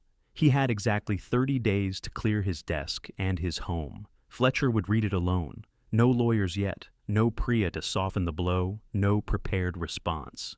Just my son in his suburban kitchen, with coffee going cold, learning that the piers he'd renovated and branded and showcased in architectural magazines had just been reclaimed by the father he'd stopped visiting. I didn't feel victorious. Didn't feel righteous. Felt like a man who'd finally managed to stop a bleed, but couldn't recover the blood already lost. My phone stayed quiet. I'd expected that. Fletcher wouldn't call. Calling meant reaction, emotion, loss of control. He'd sit with it first work. The angles find someone who billed 400 an hour. The silence was its own confirmation that the message had landed. 10 horde. Audrey pushed through the door, carrying a clipboard wearing the expression people put on when they're professionally cheerful about something bittersweet. Discharge paperwork, she said, setting the clipboard on the tray table. You're officially sprung from medical prison. Kieran had arrived 10 minutes earlier, standing near the window, with his keys already in hand like he'd been ready to leave since Wednesday. He stepped forward when Audrey held out the pen. You're the authorized signer, she told him, flipping to the flagged pages. Emergency contact medical proxy discharge coordinator. Initial here, and signature at the bottom. Kieran signed without reading. Not carelessness, trust. He'd gone through everything earlier in the week, when we'd filled out the forms back when discharge still felt theoretical and distant. Audrey watched him sign, then looked at me. You've got a follow-up at the wound clinic Tuesday morning, 9:00 a.m. Kieran has the address. Don't skip it. Those graphs need professional monitoring, not bathroom mirror self-assessment. I'll be there, I said. He'll be there, Kieran echoed, pocketing the pen he'd accidentally kept. Audrey smiled, retrieved the pen, and collected the clipboard. She stood there a moment, not moving toward the door. 5 days of 12-hour shifts meant she'd seen me at 3:00 a.m. when pain broke through the medication, watched me refuse lunch because grief kills appetite, noticed the 94 missed calls I never returned. You've got people now, she said quietly. That counts for something. I nodded throat tight. She left without ceremony. No tearful goodbye, no life advice, no symbolic wisdom. Just a nurse who'd done her job well, moving on to the next patient who needed her more. Kieran handed me the canvas bag he'd brought from Mount Vernon Place. Real clothes instead of hospital cotton. Jeans that hung looser than they had in March. A button-up shirt that didn't irritate the shoulder grafts. Shoes I had to sit down to tie because bending still pulled wrong across the ribs. 10:25, I stood in the doorway of room 312 for the last time. The bed was already stripped sheets and the laundry cart tray table wiped down with antiseptic. 60 hours from now, someone else would be lying there, staring at 38 ceiling panels, counting days until discharge. Kieran walked beside me down the hallway, not a beat matching my pace when I slowed near the nursing station. The elevator took forever. Hospitals always feel timeless inside fluorescent perpetual noon, no windows, no seasons. But the ground floor lobby had October light coming through the glass doors, and I could see cars in the pickup lane and trees shedding the last of their leaves. We walked through the automatic doors, and I stopped on the sidewalk. First time outside in 5 days. Cold air, real air. October, Baltimore Harbor, wind carrying salt and diesel, and the smell of rain coming in tonight. I filled my lungs, carefully testing the ribs, felt the pull of healing tissue, but no sharp pain. Kieran stood next to me, keys in hand, waiting. You all right? He asked. I looked at the street, the traffic, the skyline beyond. Somewhere in that city, Fletcher was reading 6 pages that ended the silence and started something I couldn't predict. Getting there, I said. Kieran nodded toward the parking garage. Cars on level 3. We started walking, and I realized I'd left the hospital without a wheelchair, without a nurse escort, without the insurance liability protocol I'd expected. Just walked out like a man who still had places to go. Behind us, the hospital doors slid shut. Ahead, Kieran's sedan sat waiting in visitor parking, and I had no idea where we were going next. Kieran's pickup smelled like diesel and old coffee, October mornings at the shipyard, and I'd never been more grateful for anything ordinary in my life. I settled into the passenger seat, slowly testing each movement, ribs first, then shoulder, then the twist to reach the seatbelt. Everything pulled, but nothing tore. Kieran didn't hover, didn't offer help I didn't need. Just waited until the buckle clicked, then shifted into reverse and pulled out of the hospital parking lot. Friday, mid-morning traffic moved light and easy, a harbor visible between buildings. October sun catching the water in that cold, bright way that makes everything look sharper than it is. Straight home, or do you need to stop anywhere? Kieran asked, eyes on the road. Straight home. He nodded. We drove in silence. Familiar rhythm, no radio, just engine noise and the hum of tires on pavement and the occasional rattle from the toolbox in the truck bed. The route home took us past Pier 9. I saw it coming before we got there. Familiar landmarks, the turn at the old Canary Building chain-link fence running along the waterfront. Then the pier itself stretching out into the harbor like it had been there forever and would stay long after I was gone. The new high-pressure pipeline gleamed bright against the weathered dock wood, its metallic surface catching October light. Everything else looked the same. Worn planks, rusted bollards, stacked shipping containers, waiting for work that never quite filled the schedule. The pipeline didn't. Fresh metal, clean welds, engineered precision, replacing what should have been replaced 6 months earlier. I stared through the truck window as we passed. October light made the pipeline shine like a promise. That's where it all began. Not the explosion, not even the negligence that led to it. It started 36 years earlier, the first time I chose ease over hard truth. Sylvia telling me Fletcher needed boundaries. Me saying he just needed time. Time became years. Years became a pattern. The pattern became the reason my son learned that love looked like silence, that approval came with conditions, that family meant transactions you could walk away from when the price got inconvenient. Delayed clarity carries a real cost. This pier taught me that in March when metal ruptured and pressure found flesh. Taught me again in October when I finally stopped paying it forward and started paying it back. Where does something really begin? The moment it breaks, or the moment you first choose not to see it breaking? Kieran glanced at me, once saw me staring at the pier. Didn't ask what I was thinking. Never asked, just kept driving eyes back on the road, hands steady on the wheel. That's trust, knowing when silence does more work than questions. The truck turned the corner. Pier 9 disappeared behind us. 10:45. Kieran pulled into my driveway. Small house near the harbor. Sylvia's kitchen window still facing the water, like she'd positioned it herself decades ago to catch the morning light. Probably had. He came around to the passenger side, not because I needed help, but because it was the ritual. He waited while I climbed out slow, testing my balance, finding solid ground beneath my feet. Walked beside me to the front door, close enough to catch me if I stumbled far enough not to crowd. He got me settled in the armchair by the window. Sylvia's window, the one she'd stood at every morning, with her coffee watching boats and gulls, and the city stirring to life across the water. "I'll be back tomorrow morning," Kieran said, keys already in hand. "Call if anything comes up before then." "I will." He left without ceremony. Engine turned over, outside tires on gravel, then quiet. I sat in the armchair and looked out at the harbor, the same view Sylvia had loved, same October light she used to say made everything look like it was making an effort. At 2:00, the phone rang. Harlow's voice came through clean and businesslike. Envelope delivered, signed for, at 9:17. Anything else, I watched a gull land on the fence post outside the kitchen window. One thing, the relief fund. Sylvia's name needs to appear in the records. A brief silence on the line. Then the charitable contribution in the will. Yes, when the fund receives it, I want her name in the source attribution. Honored benefactor memorial contribution, however they choose to phrase it. Sylvia Hatch, clear and permanent. "I'll handle it myself," Harlow said.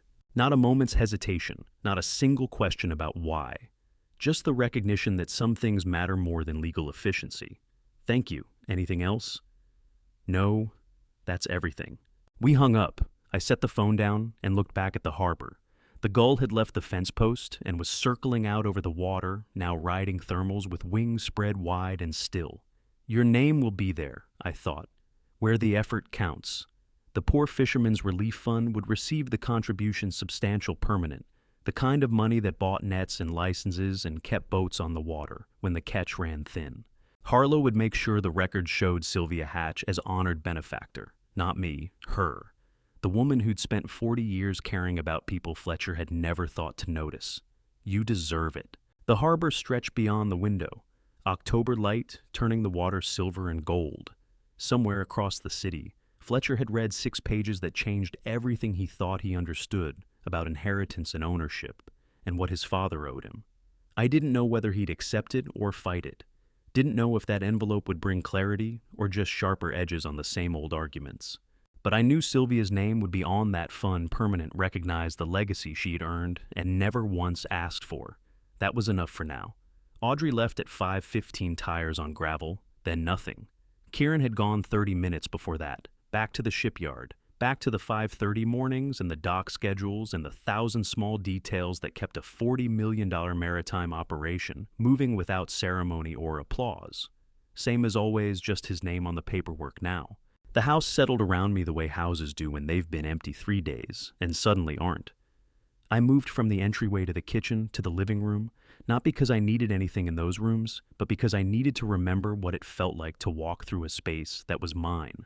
Sylvia's armchair faced west, angled so the afternoon light came in over the left shoulder, and the harbor lay straight ahead. She'd positioned it herself the October we moved in. Said you should always know which direction the water is. Said people who couldn't find the water didn't know where they were. I sat down carefully. Ribs still negotiated every movement. The phone on the side table had been quiet all afternoon. I'd expected calls, lawyers, Priya, friends of Fletcher's trying to confirm what they thought they knew. The silence meant either he was still reading, still working through it, or he'd already settled on a response he wasn't ready to deliver yet. Either way, I was done waiting on it. That's the part nobody tells you about the end of something long and difficult. How ordinary the silence feels, how the quietest moments arrive after everything that needed saying has been said, and what remains is just the harbor and the chair and the light going down over the water, exactly as it did the evening before. 5 days since the pipeline blew. 4 days since 94 missed calls glowed on a screen I refused to answer. 3 days since Kieran walked through a hospital door covered in coal dust and asked 4 words that cost him nothing and settled everything. 2 hours in Harlow Voss's office, 17 pages blue ink. Done. A letter sitting in a house across the city that wasn't mine to carry anymore. What was mine? This window. The harbor going silver, then gray, then dark. As dock lights came up along the waterfront, reliable as tides, indifferent to whatever had been decided or corrected above them. Patapsco Marine Services was in the right hands. The piers were in the right hands. The company Sylvia had believed in before it was worth believing in would carry on because the person running it had learned its value from the ground up. One inspection, walk at a time. The way everything real is learned. The dock lights held. I stayed in the chair. If you stayed with me this far, thank you. I mean that without ceremony, the same way I mean most things these days. I've thought a lot about what this whole chapter cost, the years of watching, the months of planning, the nights of sitting in chairs that weren't quite mine anymore, counting up what I'd given and what had come back. I believe God doesn't rush these things. The Lord's timing on moments of clarity is rarely the timing we would have chosen, but it is almost always the right one. What this taught me is that silence is not the same as weakness, and patience is not the same as permission. If you've been walking through something like this, a story of a father doing what the people around him refused to do, a quiet kind of dad's revenge built not on anger, but on clarity, I hope some part of this landed for you. Here is what I'd want a friend to take from it. Don't confuse loyalty with familiarity. The person who shows up matters more than the person who was supposed to. If you have been doing the work without the recognition, keep walking the piers and signing the reports. The record you build is yours. When you finally speak, let your actions carry the weight. Words in that moment are mostly noise. And if you are a father or you love one, understand that there is a version of father stories that never gets told publicly. The ones where a man chooses carefully, acts quietly, and changes everything without raising his voice. If this story reached you today, pass it to someone who needs to hear it. Leave a comment below. I read them, and your thoughts on this one matter to me. And if you haven't already subscribed to His Hidden Revenge so the next story finds you, take care of yourself. I'll be here.